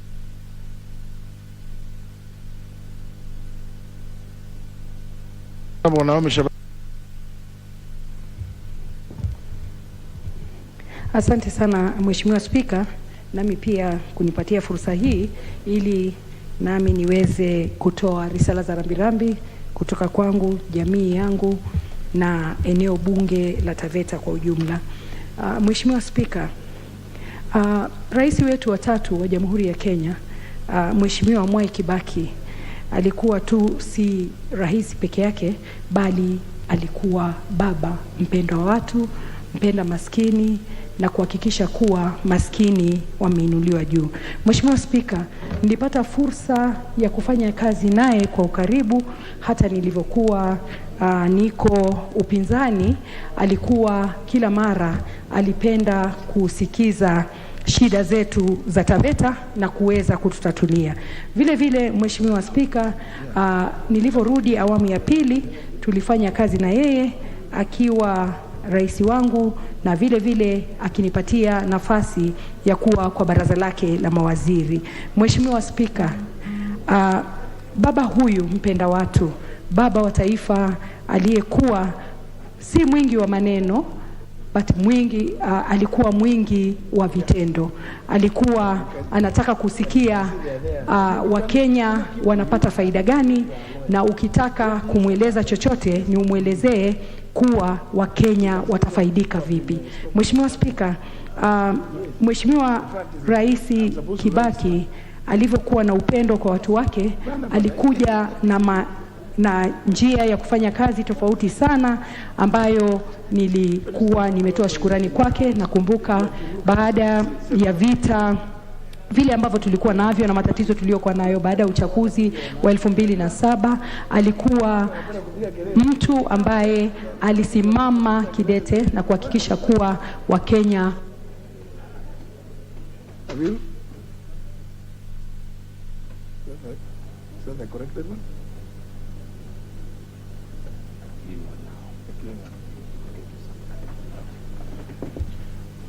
Order members. Honourable members, as you are aware, that the body of the late retired third President of the Republic of Kenya, His Excellency Mwai Kibaki, has been lying in state within Parliament buildings along the Speaker's walkway for the third and final day. In this regard, today's sitting has been determined to end at 4:45 p.m.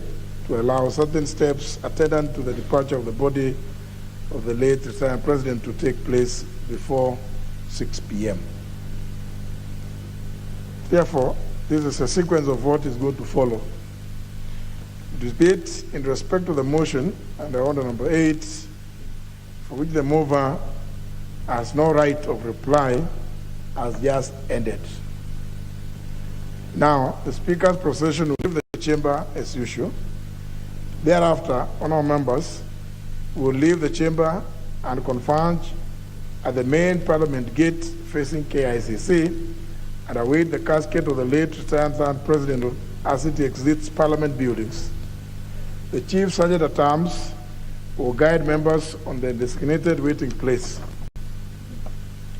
The Speaker, the two leaders of the majority or minority, or the whips, and the Vice Chairperson of the Parliament Service Commission, the clerks of the table, and both the leadership of the Senate will assemble at the Members' Lounge to join the family of the late retired third President of the Republic of Kenya.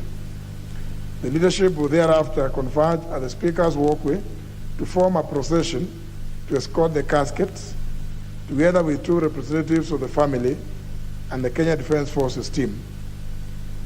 On arrival of the casket at the late retired third President at the main gate facing KICC, all members are requested to await the playing of the national anthem and the East African anthem before the casket is loaded onto the carriage to exit Parliament buildings. The parliamentary procession will symbolize the House paying its last respects and honoring the late retired third President for his service to the House. The House, honourable members, time being 49 minutes past 4, stands adjourned until Tuesday, 10th of May, 2022 at 2:30 p.m.